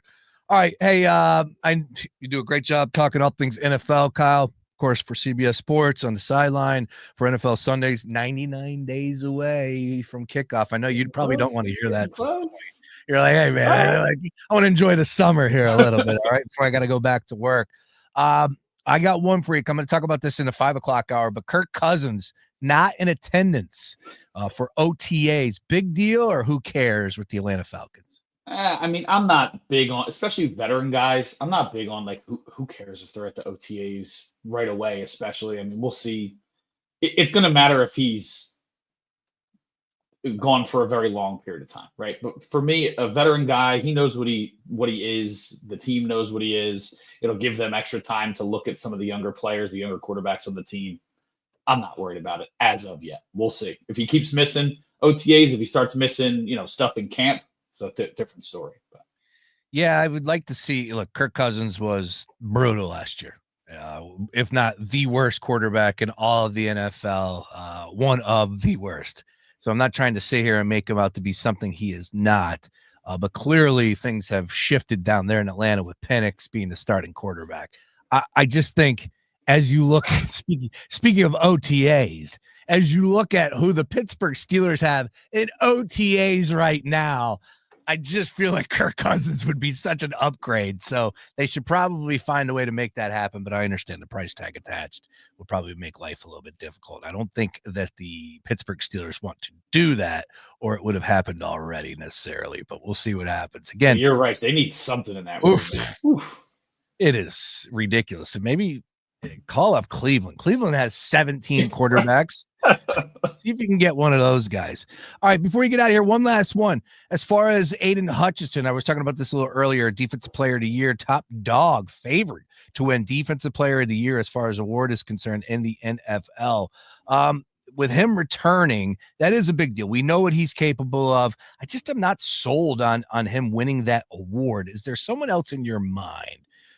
Again, it was a little bit of a surprise last year with that award. Is there someone in your mind that you would look to possibly get the job done and win that award? Maybe a long shot at a Defensive Player of the Year. And I'm pulling up the card right now on DraftKings. But Hutchinson, I was surprised that he was your favorite. Yeah, I mean, well, you know what? The NFL loves a comeback story too. I know that it's not the Comeback Player of the Year award, but they love comebacks. The Lions seem to be darlings of the league recently. A lot of people love that team, love the grit that they bring, and he's a big part of that. So I wouldn't be surprised if he were a favorite, if he plays like he did when he was healthy. Yeah, I mean, how can you not think Jalen Carter would be a potential guy as a long shot? I don't know what the odds are, but I like him. I could see Max Crosby with some energy in that clubhouse. I don't know what his odds are again, but I think that he could be a guy. Those are probably the two of the guys that I would look to for people I haven't heard mentioned in the conversation regularly. Max, everybody knows what he can bring. Jalen's probably considered more of a team guy because maybe some of the counting numbers aren't always there, but the guy is such a game wrecker. If some of those numbers do get up this year, he'll probably have the same impact, but if a couple of the tallying numbers shine through this year instead of just being a part of the greater good, he could be a dark horse candidate as well. Well, I do like where you were stabbing at that one. First of all, Jalen Carter 22-1, Max Crosby 18-1. So you're right there. Good numbers attached to those names, and of course we know Patrick Surtain won it last year 40-1. Cooper DeJean is listed at 50-1 to win Defensive Player of the Year. That is surprising. I mean, either one of those guys could be, either one of the cornerbacks could be potentially the guy. Him and Quinion have 50 the to 1? even odds. Yeah, They're both 50 the to same. 1. Okay. Yeah. Yeah, I mean they're making a huge impact on a really strong defense. We'll see, and they're second year in the league. Let's see if they take a jump. Who knows? I don't know if I'd put any money on them personally. I'm not sprinkling any funds on there, but if you're a betting man and you want to take a long shot, why not? All right. Well, we will talk more about the NFL over the upcoming weeks. Once again, 99 days away. We mix it all in with Kyle Fisher. He does a great job doing it all. Once again, Kyle Fisher, 45 is where you can find him on socials. And be sure to read him over at the Philly Sports Network. NFL, 99 days away. Unbelievable. We will talk some Eagles, obviously, after the OTAs. Some big talking points, some questions, Kellen Moore being replaced, what's going to happen there, so on and so forth. So I know that speaking of Cooper DeJean, that was a big thing on the timeline where he was lining up. Again, it's May 28th. I'm not going to get too crazy unless he's lining up at the OD. Other than that, I'm not going to get too concerned right now. But Kyle, great stuff, man. We'll continue to follow you on all things socials, and we'll catch up later this week, sir. Always a pleasure. Sounds good. Good to talk, man. There he is, Kyle Fisher, once again on the Gambler stream. All right, from Defensive Player of the Year in the world of the NFL. Looking forward to hearing the boys get back after it. Ryan Beefcoil and Nick McClay this evening. Football is king. We will have that for you tomorrow right here on the Gambler. On the other side, folks, wearspf.com. Wearspf.com. You're like, yo, what is that, Brace? Why are you yelling at? What should I do? What is it? Obviously, SPF, suntan lotion, right? But here's the deal. We have teamed up with the folks over at Wear SPF, and one of the cool things is Justin Thomas. This is his brand. This is his baby, his idea, his child. And I know he just had a brand new baby. But the great golfer on the PGA Tour really had a health issue. And, of course, it was a cancerous spot. Very surprising story from back in the day that I have never heard before about JT. And now he has decided to create this brand of SPF, wearspf.com. Once again, it's for all athletes, people that are performing, golfers, XYZ, you name it. Of course, suntan lotion has been around for a long time, but there's a lot to choose from. It's a very crowded category, but this one is shining right now. And you're going to hear more about why that is in two stories. We got Christian, who's in charge of marketing and promotions for the folks over Wear SPF. He stopped by the studio a little earlier today. We discussed it and broke it down. But I want to tell you, hear Justin Thomas's story. Very intriguing and alarming, too, at the same time. So wearspf.com right now, free ship. They're available on Amazon. I got one in my golf bag right here, right now. Put one in the car, so you always have one as well. Now is the time of year where we must protect ourselves from those UV rays. They are dangerous, especially when you're a baldy like me. Here's the story coming up on the other side. Once again, Wear SPF. And then Sam Oshtry back over to the NBA. We'll talk about the Pacers and Knicks. Big time performance by Tyrese Halliburton. No way Sam Oshtry is pitching the idea that this series is not over. No way is Sam Oshtry going to hop on this show today at 4:30, representing the Score, saying that the Knicks are still in this, down 3-1. I don't know, though. We'll have to find out together. He's going to join me at 4:30, and then we'll get back to the NFL in the 5 o'clock hour. More Daily Ticket by this. Attention! If you owe money to the IRS, this is an urgent message. The IRS is cracking down by sending out collection letters, garnishing paychecks, seizing bank accounts, and putting liens on homes and businesses. They call it enforced compliance, and you better watch out because penalties and interest on unpaid taxes compound daily, making it even harder to get out of debt. Don't let tax debt destroy your life. You need to call Optima Tax Relief, America's #1 tax resolution firm. They're experts in taxpayer assistance programs that can save you thousands if you qualify. A+ rated by the Better Business Bureau, Optima's resolved over $1 billion of tax debt for their clients. Let them fight on your behalf, helping to put your tax problems to rest. Call the tax professionals at Optima now for a free consultation. Call 800-354-2840. 800-354-2840. 800-354-2840. Optima Tax Relief. Some restrictions apply. For complete details, please visit OptimaTaxRelief.com. Do you disregard people's personal space? Sitting next to people in public, even if there are tons of open seats? Do people ask, how do you sleep at night? Then you should get a mattress from Mattress Firm. They can help anyone sleep. There's still time. Come to Mattress Firm's Memorial Day sale and get a queen mattress and adjustable base for just $499.99. Get matched at Mattress Firm. Sleep at night. Restrictions apply. See store or website for details. If you love Wendy's classic chocolate and vanilla Frosty flavors, they have some big news for you. They're announcing all new Frosty Swirl and Frosty Fusion flavors. So it's the same creamy treat you've always loved, now with a flavor refresh. A refresh on a classic? Gotta be Wendy's. At participating U.S. Wendy's. Hey, this is Lincoln Kennedy. Here's what's trending on the iHeart Sports Network. Presented by Mercedes-Benz. The Phillies will go for back-to-back wins over the Braves tonight. Philadelphia starts ace right-hander Zach Wheeler on the mound. 8 of the Eagles' 10 draft picks are now under contract after 6th-round offensive tackle Cameron Williams signed his 4-year deal on Tuesday. And former NBA star Shawn Kemp is in trouble. He's awaiting sentencing after pleading guilty to shooting at 2 men who allegedly stole stuff from him. I'm Scott Davidson. The Mercedes-Benz Dream Days are back with offers on vehicles like the 2025 E-Class, CLE Coupe, C-Class, and EQE Sedan. Hurry in now through July 31st. Visit your local authorized dealer or learn more at mbusa.com/dream. It's the Daily Ticket with Sean Brace, 3 to 6 p.m. Monday to Friday. You know, there's just something about Phillies versus Braves that always hits different for me. Maybe it's the 2 decades of Atlanta dominance burned into my brain, or maybe it's just the fresh sting of recent battles. Either way, when the Braves roll into town, it feels like a big series, regardless of records. This series, it's got the goods. Spencer Strider, he's towing the rubber in Game 1. Ronald Acuna Jr. is back in the lineup. And the Phillies, yeah, they're one of the hottest teams in baseball, returning home after winning 9 straight. Yes, I know they lost that last game, but still, folks, we got big names, big energy, big vibes at Citizens Bank Park. And if you got a ticket, consider yourself lucky. You're walking into a great series between the Braves and Phillies. If you can wager on it, we're talking about it right here on The Gambler. My station, baby. Fox Sports Radio, The Gambler. Now, total traffic for Philadelphia.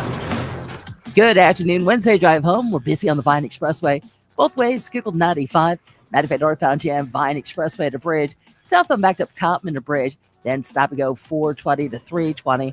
Blue Route northbound heavy 95 to Route 1 and southbound. So Broomall to Media Swarthmore. On the Schuylkill westbound, bumper to bumper, University to Vine to Boulevard to Belmont. Eastbound, so Blue Route to Belmont and jam Montgomery Drive to South. 42 South heavy off the wall, Whitman down to Creek Road. Liar to tell a total traffic. This report is sponsored by Wendy's. Big news, bacon lovers. Wendy's Son of Baconator is only $3 for a limited time. For just $3, you get crispy, crunchy apple smoked bacon, 2 juicy beef patties, and plenty of cheese on a burger. For bacon that just won't quit, gotta be Wendy's. Who owns the summer? Big 3. Who's got the hottest professional 3-on-3 basketball league of the summer? Ice Cube's Big 3. It's summer in the city. Big 3's back. Tune in to CBS and Vice all summer long. That's right. Ice Cube's Big 3. The best 3-on-3 basketball league in the world. Don't miss the incredible showdown. Playing the game like it's meant to be played. With your favorite Big 3 players like Dwight Howard, Michael Beasley, Jordan Crawford, Gerald Green, Kemba Walker, Jason Richardson, Joe Johnson, Montrezl Harrell, and many more. You'll also see the legendary and Hall of Fame coaches like Michael Cooper, Calvin Murphy, Steven Jackson, Nick Young, Nancy Lieberman, and Julius Dr. J. Irving, George the Iceman Gervin, and the 2024 Big 3 champion Gary Payton. Fire up the grill and bring in the family. It's Big 3, baby. Summer in the city. And we got a special halftime musical guest. Tune in to CBS Advice all summer long. Oh, yay, yay. Is reviewing life insurance on your to-do list? Now's the perfect time to add it. A friend recently told me that securing life insurance sooner rather than later can help you lock in lower rates for years to come. So I bumped this up on my list and got it done. I called Select Quote and couldn't believe how easy and affordable life insurance is. I'm 40 and got a $500,000 policy for $16 a month. My husband's also 40 and his $500,000 policy was only $18 a month. Plus, with SelectQuote same-day coverage, there was no medical exam required, and we were covered by the time we hung up. Knowing I have this checked off my list feels amazing, but the peace of mind knowing my family is protected feels even better. Call SelectQuote at 1-800-743-8080. That's 1-800-743-8080. Or go to SelectQuote.com to get your free quote today. 1-800-743-8080. Details on example rate at SelectQuote.com. I lived on a commercial salmon fishing boat in Alaska, and I genuinely think that was the first time I've ever felt myself kind of like slipping mentally. I think Alaska does weird things to people. If you're interested in hearing anonymous callers like this tell stories from their lives, check out my podcast, Therapy Gecko. You can listen to Therapy Gecko on America's #1 podcast network, iHeart. Follow Therapy Gecko and start listening on the free iHeartRadio app today. Number 1 on your car radio preset and the new and improved iHeartRadio app. WDAS and WD273D Philadelphia is Fox Sports Radio, The Gambler.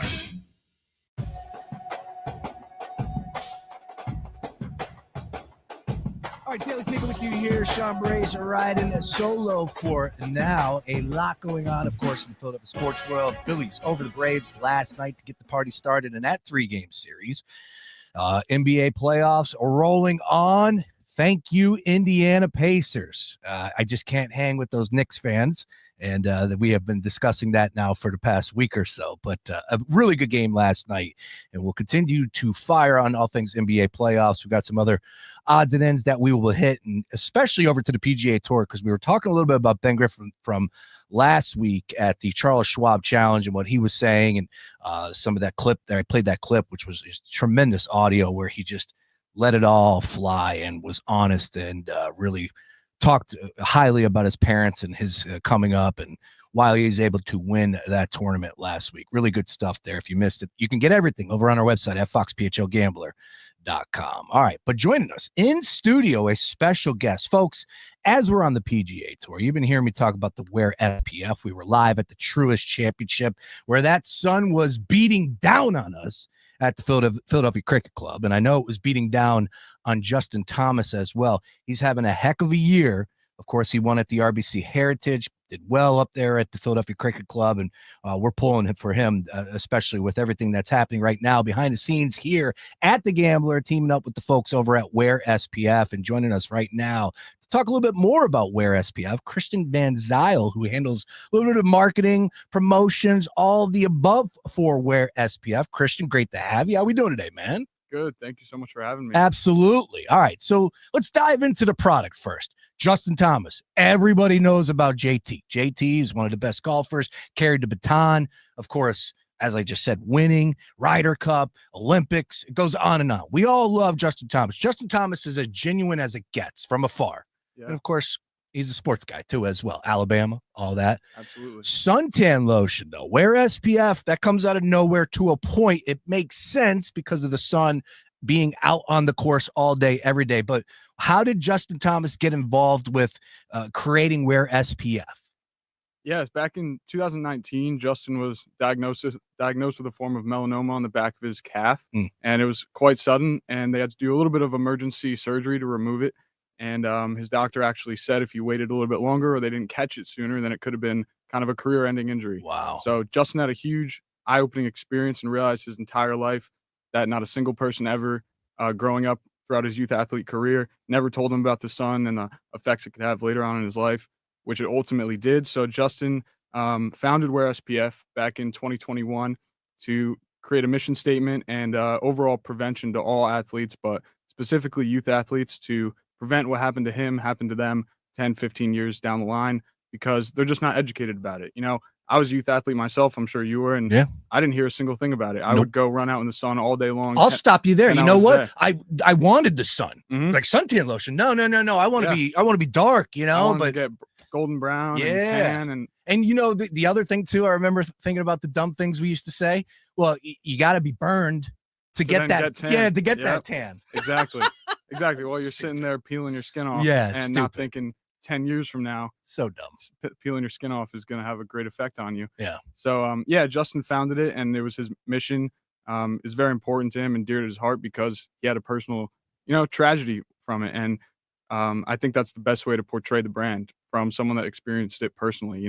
He's not just an ambassador. He's not just a partner advertising it. He's the actual founder of the brand. Yeah, and I use the product, as I said, up at Truist. It's in my golf bag right now. I have the stick and I have the chapstick right now in my pocket, believe it or not. Yeah, of course. I know you're here and I'm pulling it out. You might think, oh, yeah, that's right. No. I've been having this in my pocket now because, of course, it is the summertime and I'm trying to do a little bit more on the outside. So it's great to have. I mean, it's just you have to be cautious with the sun. You have to. It starts and ends there.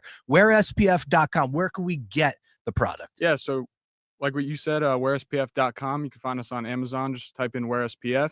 And you can find us in stores, Dick's Sporting Goods, Home Depot, now in a bunch of Barnes & Noble college campuses. So if you're a student right now, go to your college campus and find WearSPF. And follow us at WearSPF_ on Instagram and all the social channels like that. But if you want it now today, I would say go right to Amazon or wearspf.com. All right. And then a portion of the proceeds goes to the Justin Thomas Foundation? Yes, sir. A portion of all of our sales across every single channel of sales that we have goes back to the Justin Thomas Foundation to support the First Tee of Louisville, the Louisville Veterans Association. Great. Just a whole roster of different foundations that they support as well. Yeah, he's about as genuine as it gets, and I keep coming back to that word, but it's the reality of the situation. And I know that anybody and everybody that talks PGA, watches PGA, Justin Thomas is a very likable guy, an easy guy to pull for. Sometimes some of these guys get across the finish line, and you're like, my guy, I wish he would have won. If Justin Thomas is lifting a trophy, nobody's complaining. Nobody, not one person. Maybe a losing bet or two people would be upset about, but that's understood.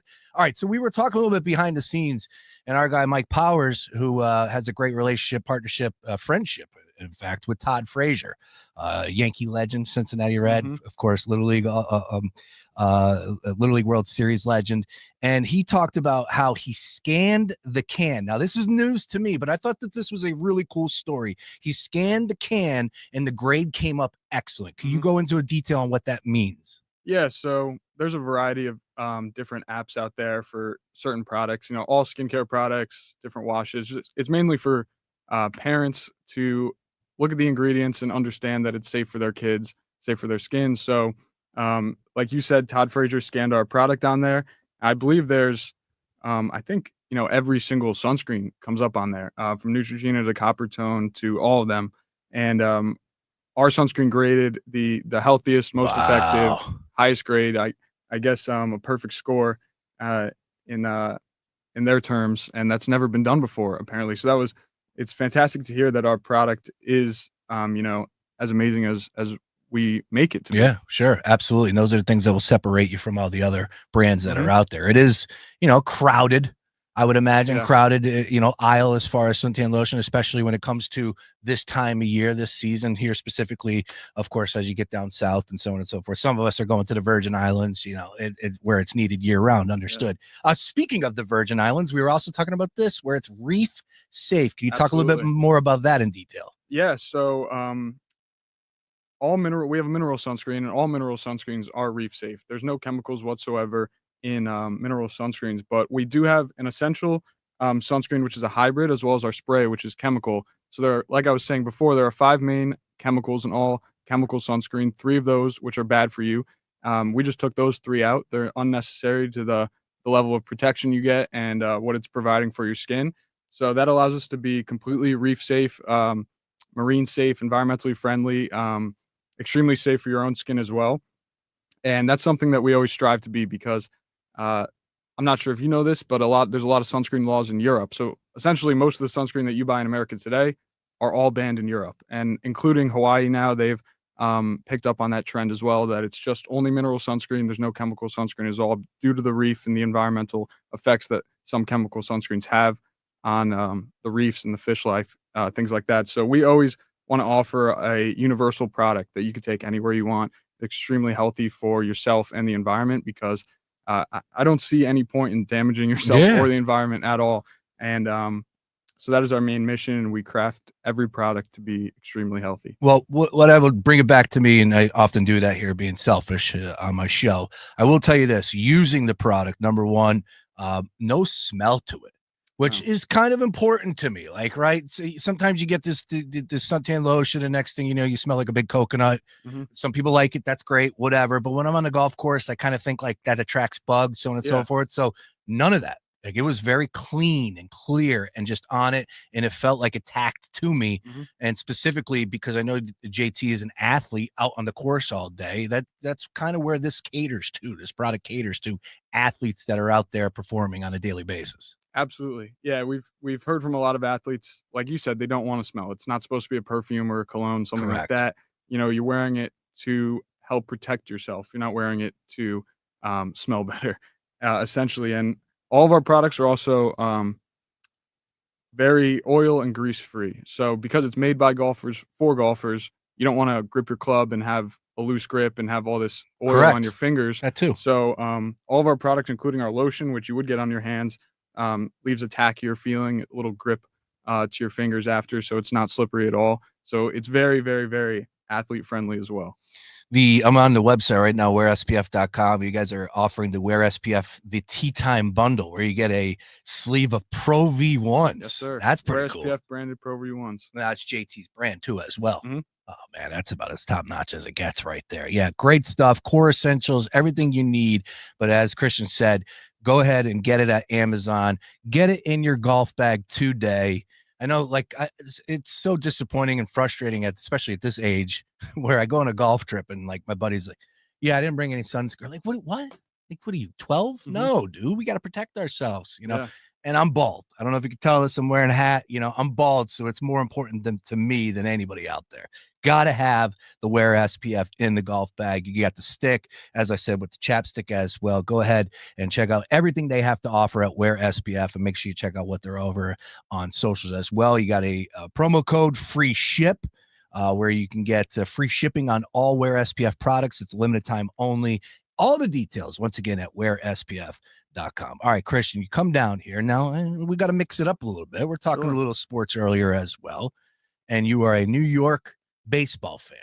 I am. I'm a New York sports fan in general. Okay. New York Yankees. Knicks?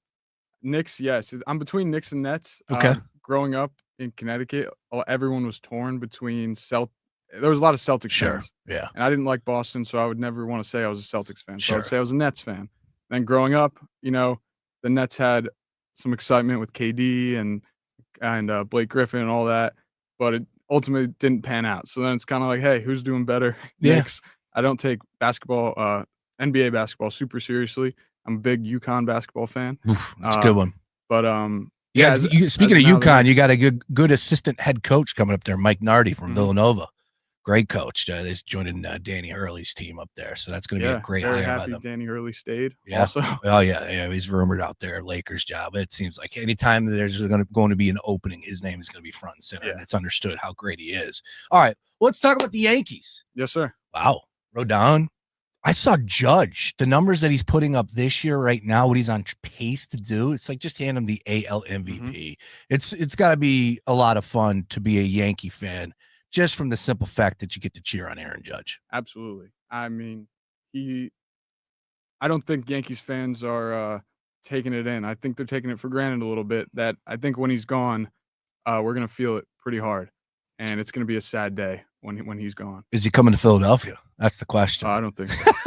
I don't think so. No, he's a Yankee for life. You Number know that. 99, Well, we'll he be was out. almost gone. That's right. Thinking back Very on true. that. Wow, that took a little Almost bit to there. the Giants. That's unbelievable. Yeah, that late night tweet came out. He was, a matter of fact, going to San Francisco, which would have been ridiculous for them to not even. Come on, man, let's go. I couldn't imagine him being not a Yankee. Yeah, you're ever. the Yankees. You know, you spend the top dollar to keep guys like that in pinstripes, and that's Exactly. understood.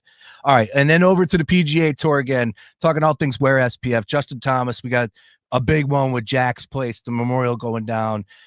Scotty playing. He's your big-time favorite on DraftKings right now, plus 280. Morikawa, Xander Schauffele, and then JT, 18-1. But the beautiful thing is, and I'm not just saying this because you're here, but when JT is in the field, he has a legit chance to win it, and there he is, top 4 as far as favorites are concerned. The PGA Tour, I know you play golf. How you watch often, every weekend? Not every weekend, but I do the big tournaments. Yeah. And then I'll be traveling there for for work. that's- Went to the Wyndham Championship last year. I'll Get be at out. Travelers next month in a couple weeks. Very cool. Now, Well, I'm very excited for that. Pulling for him, pulling for Team JT. Of course, he's got some tournaments before the U.S. Open, which is coming up here soon. I think the 16th, I want to say the U.S. Open is. So that's right around the corner here. I know we're only still in May, but bottom line is JT has his eyes on those majors. But it's great to see him back out there this weekend with that field of Memorial. We'll be pulling for him. Christian, one more time for the people, though. Wear SPF. So important. If there's anything that you want to get off your chest right now to tell the people a little bit more about the brand, the product, please, floor is yours. Yeah, go to wearspf.com. Wear your SPF. Go get checked. If you got a couple markings or blemishes that you don't know where they came from, go get checked. You never know what could be resting on your skin. And make sure to wear your SPF. Wear your aloe in case you get sunburn too. That's very important. And just wear it every day. It also helps with anti-aging and hydration of your skin as well. So helps retain water, help you have a better performance overall for longer. See, I didn't know that. I would say, I don't know why you wouldn't wear SPF every day. It helps you perform better every day in your everyday tasks. Yeah. It protects your skin. Even if it's cloudy, like a day like today, UV, I'm sure is still probably up a little bit. Yep. And the sun will be affecting you no matter what. That's funny you say that. I had no idea, as far as keeping hydration in. That's one too. I did have a spot there. I got checked that out on my spot on my nose for the people that are watching on video. That's a sight. You want that one a little bit on slow motion, but nothing was there. So that was a good thing. Went to the dermatologist, but I don't mess around with it as a baldy. Wear SPF. My wife is really heavily on my daughter. We just had a brand new baby boy, so we don't have to worry about that just yet. But when he's back out, when he's out in the course, when he's out in the backyard, he'll be rocking some Wear SPF. Once again, wearspf.com. Give our best to Team JT. Hopefully he does well out there at the Memorial. Christian, thank you for stopping by the Gambler, man. Thank you so much for having me. Absolutely. Let's catch up and let's get out on the course next time you're in Philadelphia. We got some great golf courses here. Yeah, so I hear. Maybe JT can make us call for us too as well for the cricket club. That was an unbelievable course. Wow, what a great weekend that was at the Truist. Great stuff. Christian, awesome to have you once again. wearspf.com. Portion of the sales goes to the Justin Thomas Foundation. And make sure you use that code FREESHIP as well. All right. Gambler rolls on here. It's the Daily Ticket. We got a lot more to get into. Sam Oshtry is going to join me from The Score. We'll talk a little bit more about last night's Pacers and Knicks game. Of course, hit the fast forward button, talk a little bit more about Oklahoma City and whether or not the Pacers can give the Oklahoma City Thunder a run for their money. What do you say about that, Christian? Are we handing the trophy right now to Oklahoma City? We are tonight. Yeah? Yeah. That's it? Yeah. Don't even play the finals? I think Ant has to put up a minimum of 40. Yeah, I don't think And Randall has to come back. I'm not too worried about tonight. I just want June 5th and beyond to be something that we all tune into and get entertained. I think the Pacers can run with them. I think the Pacers can. All right. Depends how the fouling goes. Yeah, exactly. We'll find out what Sam Oshtry says from The Score on the other side. Christian, thank you for stopping by. WearSPF.com. Don't go anywhere. More Daily Ticket. Back after this. The NBA playoffs are here, and nobody has you covered like the Gambler Gang. We don't just watch the playoffs. We bet the hell out of them. The city. Las Vegas. Vegas, make some noise! The event. Our legendary iHeartRadio Music Festival. Presented by Capital One. Live. Welcome. One stage. 2 nights. The biggest stars in music return this September. To make history. The world's biggest artists are taking this stage. Stream live only on Hulu. I said, woo! Listen right here as the star-studded lineup is revealed. Tuesday morning. At 8. Fox Sports Radio, The Gambler. Now, total traffic for Philadelphia. We've got jam traffic on the Walt Whitman into New Jersey, down to 42 south at Creek Road. The westbound Schuylkill bumper to bumper there to the Vine Expressway and Boulevard to Belmont. Eastbound heavy blue route to Belmont and approaching Girard to south. A Vine Expressway head up both ways. Schuylkill 95. 95 northbound jam Vine Expressway up to Bridge. Southbound heavy Woodhaven to Academy, Cottman to Bridge, and jam 420 to 320. Blue Route northbound stacked up 95 to Route 1 and southbound. So Broomall to Media Swarthmore. Lara Tutela, total traffic. This report is sponsored by Rapid Radios. Rapid Radios are instant push-to-talk walkie-talkies offering national LTE coverage and no subscription ever. Business owners can now keep in touch with up to 200 staff members at one time. Go to rapidradios.com now for up to 60% off and free shipping. You own or manage a business here in Philadelphia? Are you unsure where to start when it comes to advertising? Well, here's a surprise. Fox Sports The Gambler, your local iHeart station, is the one place you can get it all. Hey, it's Sean Brace, and we can help with everything from radio and podcast ads to social media and digital. And we can even get local voices like mine spreading the word about your business. So if you're looking for someone to take care of it all, do yourself a favor right now. Call 844-844-iHeart or visit iHeartAdvertising.com today. Stay tuned to Fox PHL The Gambler for the latest CEOs you should know. We highlight Jennifer Lawson, President and CEO of Keep America Beautiful. Comcast Business, powering possibilities. Gerhardt's Appliances is turning up the heat this Memorial Day. We're bringing the saving sizzles with these incredible deals on GE appliances. Clean up after the cookout with this GE stainless dishwasher with dry boost, just $3.99. Get fired up with this GE air fry range, only $7.29. Chill out with this GE French door refrigerator with ice and water, only $14.99. Level up your entire kitchen in time for summer with these GE Memorial Scorchers, only at Gerhardt's Appliance. The following heartwarming yet informative scene is brought to you by Trust and Will. Son, your grandpa and I used to work on this car together, and when I'm gone, I want you to have it. Wow. Thanks, Dad. Doesn't count. What you need is a will. Luckily, Trust and Will makes it easy. Designed by attorneys, but customized by you, you can easily create a state-specific, legally valid document that actually counts. Now, let's hear this tiger purr, am I right? Start your will at trustandwill.com. Use offer code MARK for 10% off and make it count. Trust and Will is an online estate planning service. For details, see trustandwill.com. Patrick was way behind on his IRS taxes. I was in way over my head. The total amount ended up being somewhere just over $30,000. $30,000. Then the IRS came to collect. Started getting letter after letter. A lien had been filed against me. They were going to basically hang me completely out to dry. He had to do something. That's when I reached out to Optima Tax Relief. Patrick's life quickly got a lot easier. It was very easy, pretty much hands off. They picked up the ball and ran with it. And how'd it go? I couldn't believe it. I had to ask 2 or 3 times. I saved an incredible amount of money. How does Patrick feel about Optima? Couldn't be happier. They definitely helped me. Optima Tax Relief, the best place to call. They're the best in the business. Do what Patrick did and call Optima Tax Relief for a free consultation. Call 800-354-2840. 800-354-2840. 800-354-2840. Optima Tax Relief. Testimonial from an actual client. Some restrictions apply. For complete details, please visit OptimaTaxRelief.com. Craftsman Days are here at Lowe's with big savings on the tools you need. Right now, get a free select tool when you buy the Craftsman V22 pack battery kit. Whether it's the backyard, the bathroom, or beyond, Craftsman has the tools to help you power through and get the project done right. Because DIYing is unpredictable, but your tools shouldn't be. Shop Craftsman at Lowe's today. Valid through 6/18 while supplies last. Selection varies by location. Hey, man, you all right? Need me to call 911? No. Call Top Dog Law. Get top dollar for your accident at topdoglaw.com. Once again, that's topdoglaw.com. You're listening to The Daily Ticket with Sean Brace. On Fox Sports Radio, The Gambler. The action starts here.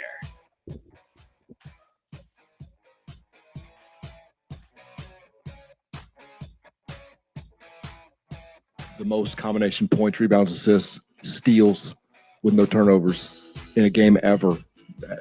Ever. What is that? Did you know that? And what is that like to do that? I mean, no, I didn't know that. I feel like we making up stats at some point to make me look better. But I think I'm just trying to play the right way, man. I just want to impact winning. Playing the right way and then some. Tyrese, I am a superstar. Put me on that pedestal. Halliburton. Yes, Sam Oshtry from The Score joining us right now, talking all things NBA playoffs. What a performance last night by Tyrese Halliburton, and what a performance by the Indiana Pacers. Sam, we should have a sweep. If we're honest about, because you could say game one kind of flipped whatever. It's been domination. The Pacers are far and away the better team. And I think that we're all surprised.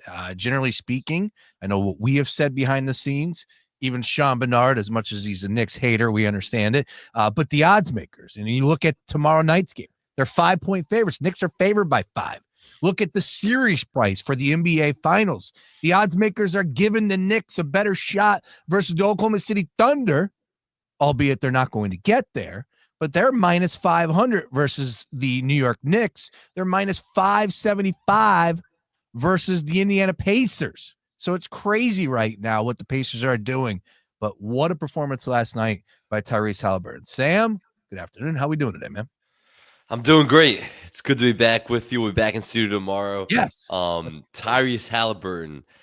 What a night. What a night. And like some people like me got to eat their words. At some point, you got to tip your cap to a guy who talks as much smack as Tyrese Haliburton does and backs up every single word. The guy was awesome last night. 32, 15, 12, 0 turnovers. One of the all-time great playoff performances. And the Knicks are well on their way to another vacation. Yes. 1-2-3 Cancun. Exactly that. Man, 0 turnovers. It's the most impressive part. Wow. That is incredible.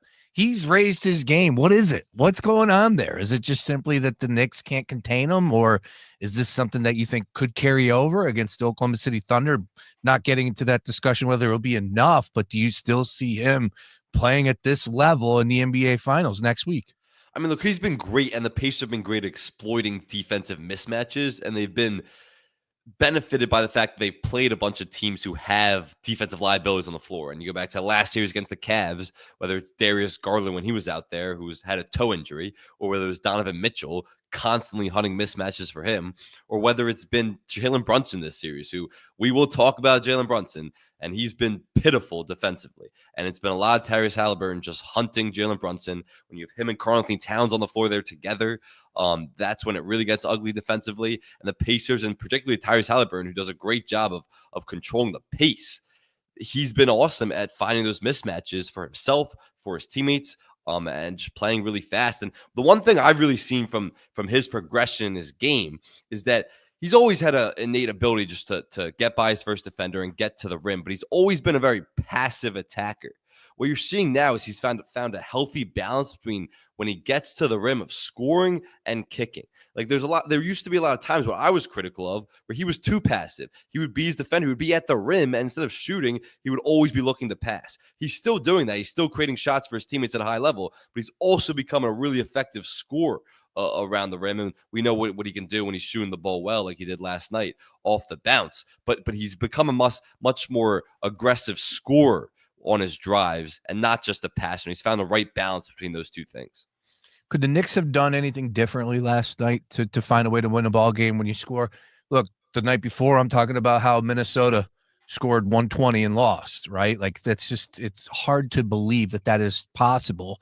And then look what happened last night. Knicks go on the road and score 121 in a loss. Thibs could have done something differently, maybe defensively, pull a rabbit out of a hat like he did in the previous game? Could the Knicks have done anything differently in your mind to win a game last night? Yeah, you could turn the ball over less. Let's start there. You could turn the ball over less. Knicks had 17 turnovers, and it's been a problem all series. They've had 15 turnovers per game in this series. And the Pacers had 20 points off of turnovers compared to the Knicks last night, who only had 9. That's been the conversation last night and throughout the series, because this is already a team that wants to play really fast. Like this team on makes, they're pushing the ball up the floor. Tyrese Haliburton's getting it, pushing it up to Siakam. He's attacking. They're finding mismatches, and they're a team that plays really fast and want to wear down the Knicks because the Pacers obviously have the depth advantage. But when you're turning the ball over on top of that, then you're just giving the Pacers off as a huge advantage. You eliminate a bunch of those turnovers. They had 17 turnovers, and Josh Hart had a lot of stupid ones, just bad passes when he was trying to feed bigs, whether it was Karl-Anthony Towns or Mitchell Robinson, just stupid, uncharacteristic turnovers from him. Jalen Brunson had 3 turnovers last night, and he struggled with turnovers this entire series, averaging 4 a game. It's the turnovers that the Pacers are just capitalizing on because they're getting out in transition because of them, and this is a team that already wants to play fast. You have to slow down the game and control the pace of the game, because if you let the Pacers do that, nobody's going to keep up with them because they play so fast and they have so much depth where they don't wear down, as opposed to the Knicks, who obviously don't have a lot of depth, and a team like the Knicks is really wearing down. All right, I don't want to make this about the Knicks because the Pacers are going to advance here, and they're the story. But I have to ask this question as far as where we're at right now with the Knicks and in their future. I know that there are Knicks fans out there that believe everything is moving in the right direction. And if you look at the history behind it, yeah, make the second round. Next year, you make the Eastern Conference Finals. Next year, the expectations will be there that you're able to get over the hump. But when you look at the totality of the East, how good the Celtics are, championship mentality, the Cavs played well. The Magic could be better. Could the Sixers be somewhat better? The Pacers next year, so on and so forth. Where are we at right now with that Knick discussion? Are they in a right spot in Sam Oshtry's mind? Do they have a lot to be proud of this season? I get it. It was a success. It was a really good season. But man, all that just disappears sometimes. Like even when you think things are moving in the right direction and the expectations are there, sometimes, an injury pops up and maybe Brunson's out for another month or so next year, right? Anything is possible. But where do you stand on the Knicks long-term discussion? That's why this is such a missed opportunity for the Knicks. I agree. Because you had the Sixers who were out of it this year, who theoretically, who knows, should be back. It seemed like the Magic dealt with a lot of injuries, ended up getting a really low seed. You had the Cavs get knocked out, a 60-plus win Cavs team. Damian Lillard tears his Achilles. Of course, the Knicks were going to beat Boston anyway, but this was a vulnerable Boston team the Knicks took advantage of. And then Jason Tatum has an Achilles injury. You had a prime opportunity with the way the East just opened up. The seas parted for the Knicks to make their first finals this century. And look, it's the first conference finals in 25 years, so that's no small feat. And then they, of course, should be and will be happy about that. But you had the opportunity to make the finals against a Pacers team that's really good, like a really, really good Pacers team. But the Knicks probably felt like they were the better team in this series. And it's not over necessarily, but they probably thought that they were the better team and they were favored in this series. So where they go from here is one thing became increasingly clear this series. And look, nobody defends Jalen Brunson more than me. I am the biggest Jalen Brunson guy. What he's done throughout his college career to NBA career to where he is now as the king of New York, it's the most impressive thing in the world. I've never seen a worse defensive performance in my life in a series than what I've seen from Jalen Brunson this series. And people killed Luka. Do you remember last year in the NBA Finals against the Celtics, how Brian Windhorst got on SportsCenter and just eviscerated Luka Doncic for his defense? And ever since then, everyone just killed Luka for his defense. Jalen Brunson has been 10 times worse defensively than Luka Doncic was. In the finals last year. Yes, just this series. So Jalen Brunson is usually guarding Aaron Nesmith, and Aaron Nesmith is more of a catch and shoot guy. He's not really a creator or anything. Aaron Nesmith has set 44 ball screens when guarded by Brunson. The whole reason is to get Brunson in action. All the Pacers are doing time and time again is just to get Brunson in action, make him guard, either whether it's a switch or he has to hedge poorly and just put him in action, jumble up the Knicks defense, who constantly make mistakes when Brunson is in the action, and the Pacers, take advantage of that. Brunson, let me give you a stat here. Brunson's the Knicks defensive rating with Brunson on the court in this series is 129. That would have been the worst in the NBA by a mile this regular season. The Jazz had a 119 defensive rating, which was the worst in the league. Without Brunson on the floor, this is when Brunson's on the bench. The Knicks defensive rating is 98 against Indiana. That would be by far the best among any playoff team. So the fact of the matter is that when the Knicks should have won game one, when they went on a 14-0 run to blow that game open, that was with Brunson on the bench. In game three, the only game that the Knicks actually won was they sat Brunson on the bench for an extended period of time. And the reason was because he had five fouls and he was picking up a bunch of fouls. But at the same time, he was on the bench. And they kept him on the bench because their defensive lineup was working. They were actually getting stops against the Pacers. And then they come back in. And that's the one game three, the Knicks actually won. And the only player to have a negative plus-minus in that game was Jalen Brunson. Jalen Brunson has been bad defensively this series. Not just bad, awful defensively this series. And it's become an increasing problem, not just because of what he is defensively, but when he's paired with Karl-Anthony Towns, who's also a bad defender. So when you talk about this team's future, you can hide one guy defensively. But when you have Jalen Brunson and Karl-Anthony Towns on the floor together defensively, it's a problem. And the Celtics weren't able to exploit it like I thought they would. But this Pacers team has. And it's evident that I'm not sure these two guys can win 4 series, win an NBA championship with them two on the floor defensively together. And the conundrum is they're both such great offensive players. Like they're so talented offensively. But defensively, when they're on the floor together, you see what they are. Yeah, Brunson's elite, man. Brunson's a stud. We know it. We've watched it, and it's been impressive to see him on the offensive side. But defensively, as you said, a little to be desired there. Yeah, once again, the odds come out on DraftKings Sportsbook. OKC minus 525 versus the Pacers, plus 400 for the Pacers. If you still believe in the Knicks, the OKC Thunder minus 500 versus the Knicks, plus 380 for the Knicks to win the NBA Finals. So that tells you that the odds makers are still valuing and saying that the Knicks are a better team than the Indiana Pacers. 3-1 right now, goes back to MSG. Does this go back to Indiana in your mind? I think it does. I'm not too confident because the Pacers have been the better team. But look, the Knicks should have won game one. Like they just should have. So Fair. people can say, and I know you said to open that it should be 3-0, but like a lot of ways it could be 2-2 too. Because Very the Knicks should have won game one and just an all-time collapse when they're up 9 with less than a minute to go. So it theoretically should be 2-2.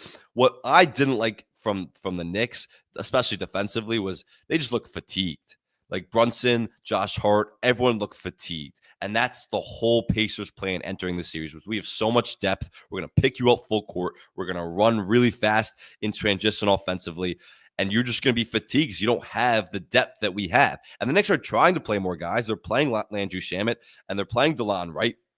But those guys aren't rotational NBA playoff players, especially not this deep in the playoffs. So it's tough for the Knicks when Mitchell Robinson was barely even had an impact last night. So it's difficult when the Knicks don't have the depth the Pacers have. At the same time, the Knicks have the star power. They do. They have the star power to keep up with the Pacers, and I think they get it done, at least forcing a game 6, and then the Pacers probably wrap it up in 6. All right. I know we have a game tonight, and I get that. We do. That's fine. And we will talk about that game, but let's hit the fast forward button again. And let's just go ahead and say that these two teams that are up 3-1 will both be in the NBA Finals that starts on June 5th, next Thursday, 8 days away. And as you just heard, the odds makers do not believe that the Pacers have a chance at winning this NBA Finals.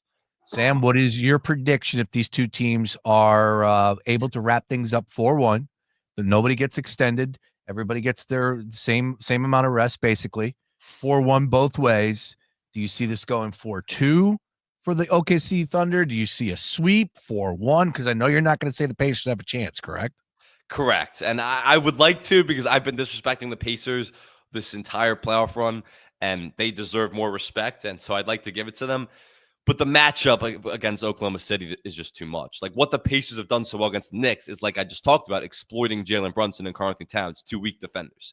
The Thunder don't just have the best defense in the league this season. Historically, based on their defensive rating, they've one of the best defenses of all time.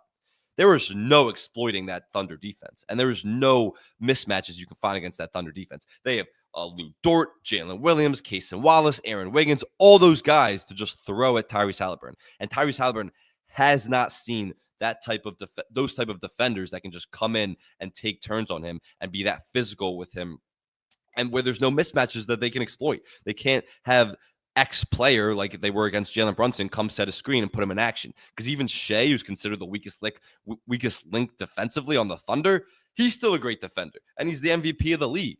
So it's Tyrese Halliburton and the Pacers offense aren't going to have that success offensively. And the Thunder offense, we saw what they did against the Wolves in that last game. When the Thunder offense is clicking against a really good Wolves defense, there's no stopping them because the Thunder always show up defensively. Are their secondary role players going to hit shots and show up offensively? And when they do, they're a historically great team. And when they don't, they're still good enough to win the NBA Finals. So I could see it in 5, maybe 6 at the absolute most. But the Thunder's defensive firepower is just going to slow down the Pacers in a way the Pacers offense hasn't seen this entire playoff run. Yeah, look, I know that there are some people out there that are poo-pooing this matchup, but as far as entertainment value is concerned, I know OKC is going to deliver, and I think the Pacers are going to deliver on offense. I think this is going to be a fun matchup, and hopefully we do see a couple upsets and therefore a good series. I will definitely be saying that Oklahoma City will be your NBA champion, as everybody has been saying basically from the beginning of the season. But I do believe that the Pacers are going to make life interesting. They have that horseshoe, where that's at. So I would like to see them go and win a game or two and have a couple close games. We'll see if that's how the NBA Finals is going to play out. But OKC matchup wise, They're just a little bit better, and especially when you start to compare them against the Knicks and all the other teams that the Pacers have gone up against. This is their best team. And, oh, by the way, the Oklahoma City Thunder got that wake-up call where they went 7 against the Nuggets. That was the worst thing possible for everybody else. Yeah, that was kind of the who was going to win the NBA championship type series. Yeah. And when the Thunder grew up in that series, when they went 7 against a core team that won an NBA championship before against by far the best player in the league, and Nikola Jokic, that was like, all right, this team has arrived. They went through their playoff scars last year. Jalen Williams had a great game 7. He's had an awesome series against the Wolves. He was the question mark. We know what Shea was going to do. We know what that defense was going to do. Where was that secondary scoring going to come from? And when Jalen Williams delivered in that game 7, he's delivered this entire series, and Chet has been great this entire series, those questions have been answered. And this Thunder team, they're still the youngest team in the NBA, which is why people don't believe in them necessarily, because most teams go through more scars to actually win a championship. But this team seems to have gone through enough, and they've grown up. They have the maturity. They don't have the ego that's a lot of other teams have, and they just compete at the highest level defensively every night, and the offense comes with it. They have the MVP of the league, and they'll be your 2025 NBA champions. Yeah, and Jalen Williams still under contract next year. He's a restricted free agent in 2026-27. I know people will already start trying to pick apart this team any way they possibly could once they do win it all. But, man, he's been balling a great playoff run. And, of course, coming off his best playoff performance in that Game 4 spot against Minnesota. Now, we are heading back to OKC tonight, 1 win away from the NBA Finals. The all equalizer is the point spread here. OKC an 8-point favorite, 220.5 is our total. Game getting started at 8:40, supposedly probably about 9:30 for tip-off. Your thoughts on tonight's game? How does this one play out? I think the Wolves keep it pretty close. I mean, what you saw last game, and I think they covered that +8. What you saw last game was the Wolves, their stars struggled. I mean, Julius Randle and Anthony Edwards only combined for 19 points. But Jaden McDaniels had over 20. Dante DiVincenzo had only 20. Nickeil Alexander-Walker had over 20 points. So it was their secondary players that were actually picking them up. But Anthony Edwards was creating those shots for them. I mean, the Thunder threw the kitchen sink.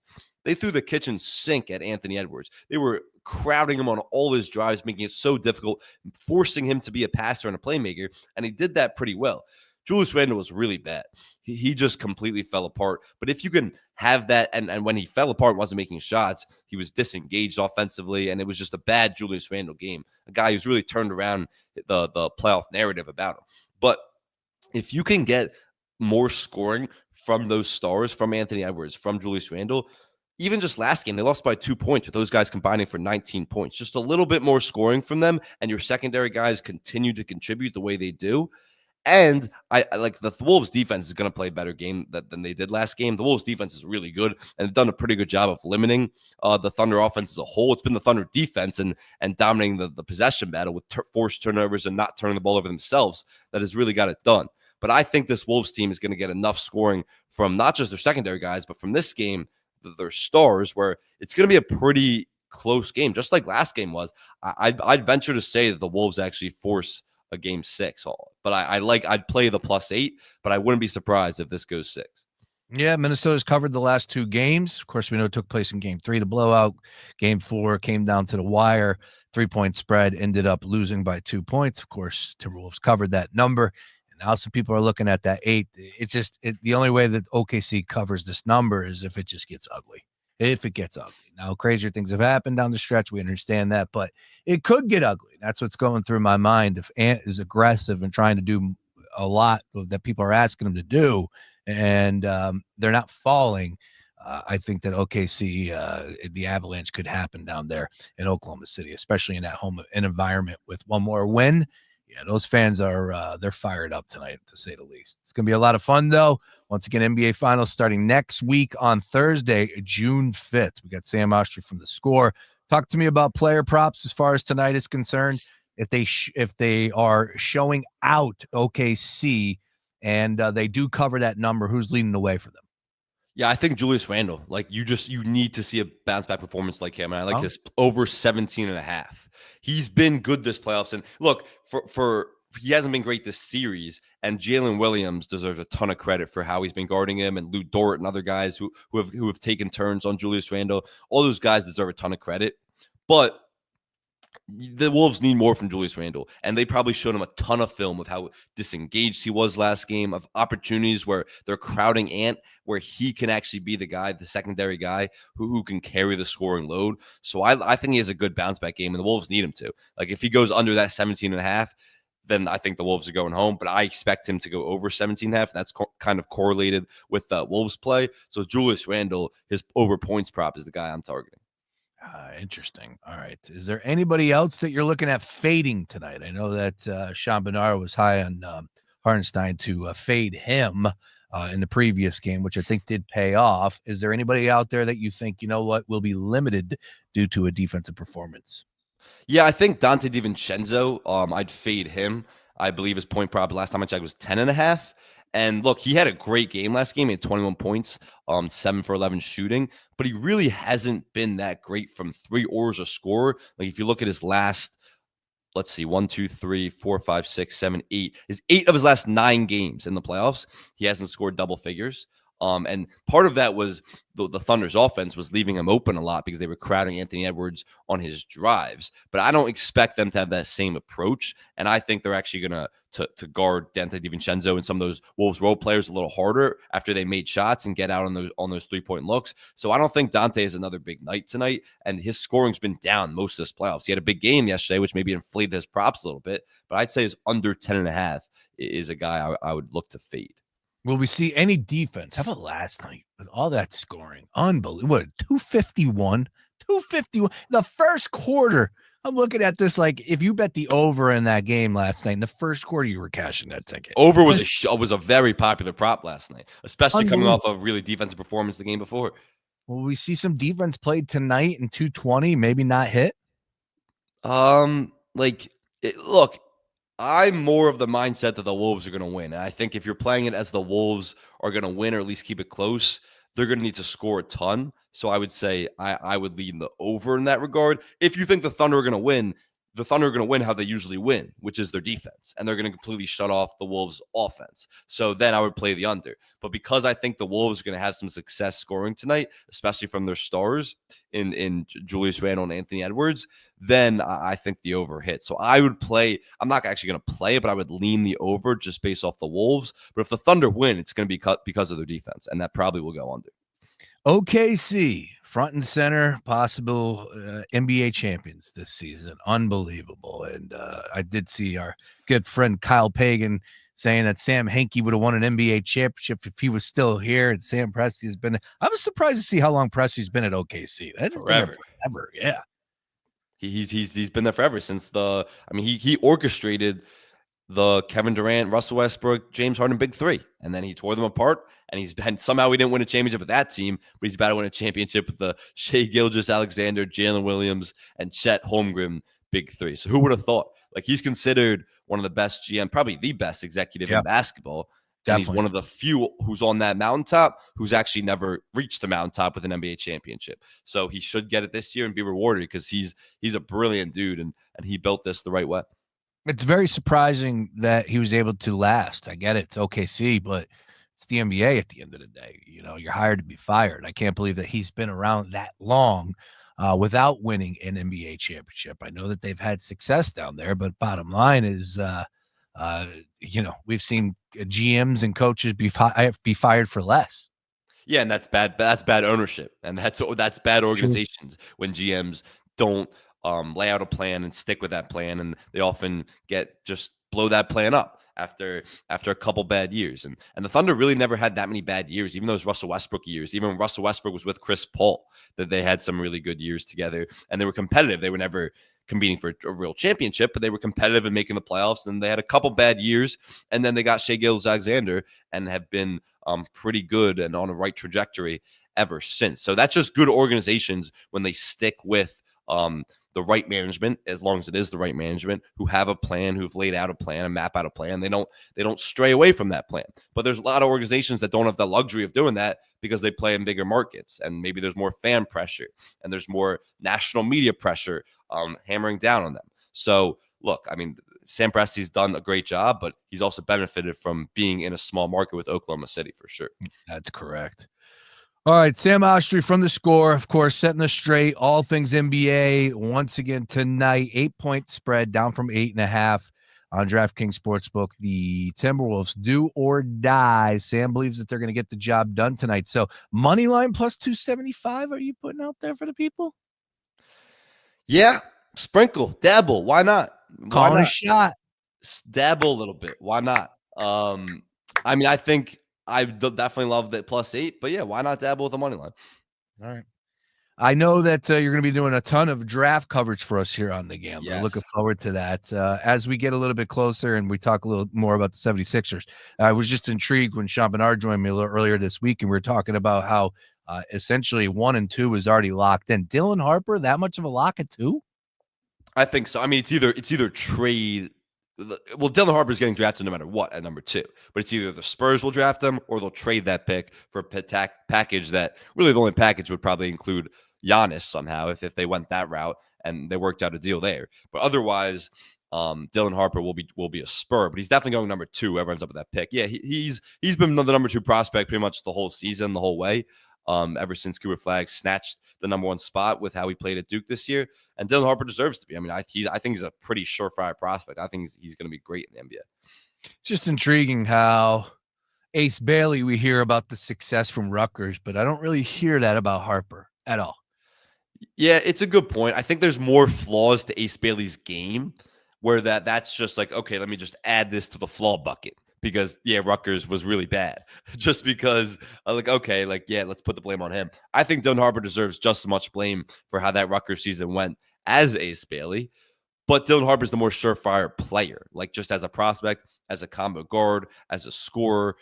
Ace Bailey, obviously, the questions are with the shot selection, the efficiency, all that type of stuff, and how NBA ready he is right now. Those don't necessarily exist with Dylan Harper. So when you're trying to pile on Ace Bailey, which a lot of people are right now, as why he might not be a good option for the number 3 pick, you're just going to add the fact that Rutgers also had a horrible year.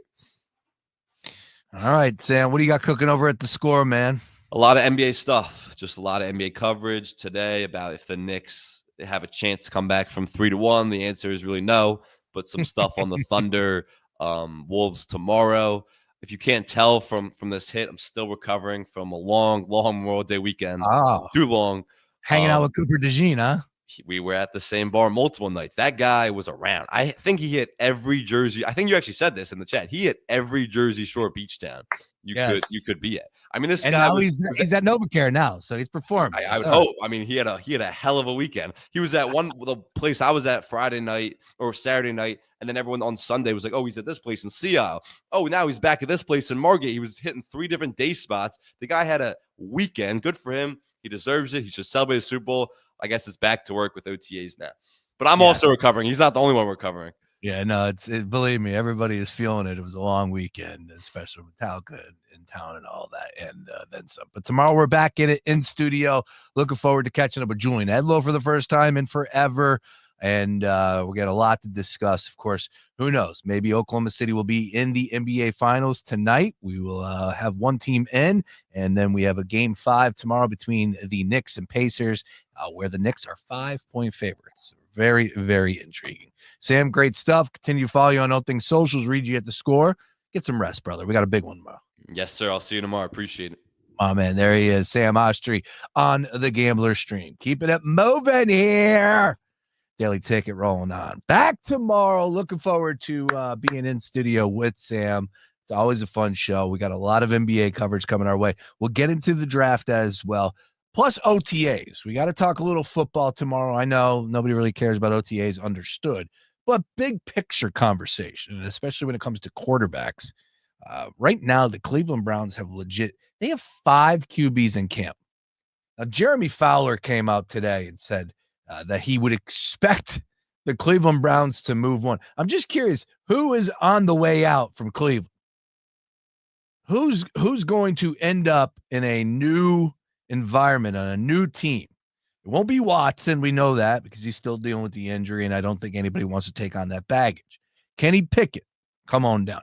Joe Flacco, come on down. Dylan Gabriel, come on down. Shedeur Sanders, come on down. They can't keep all of them, can they? I would assume Flacco is going to stay unless he's terrible in camp. I would assume Shedeur Sanders will be staying.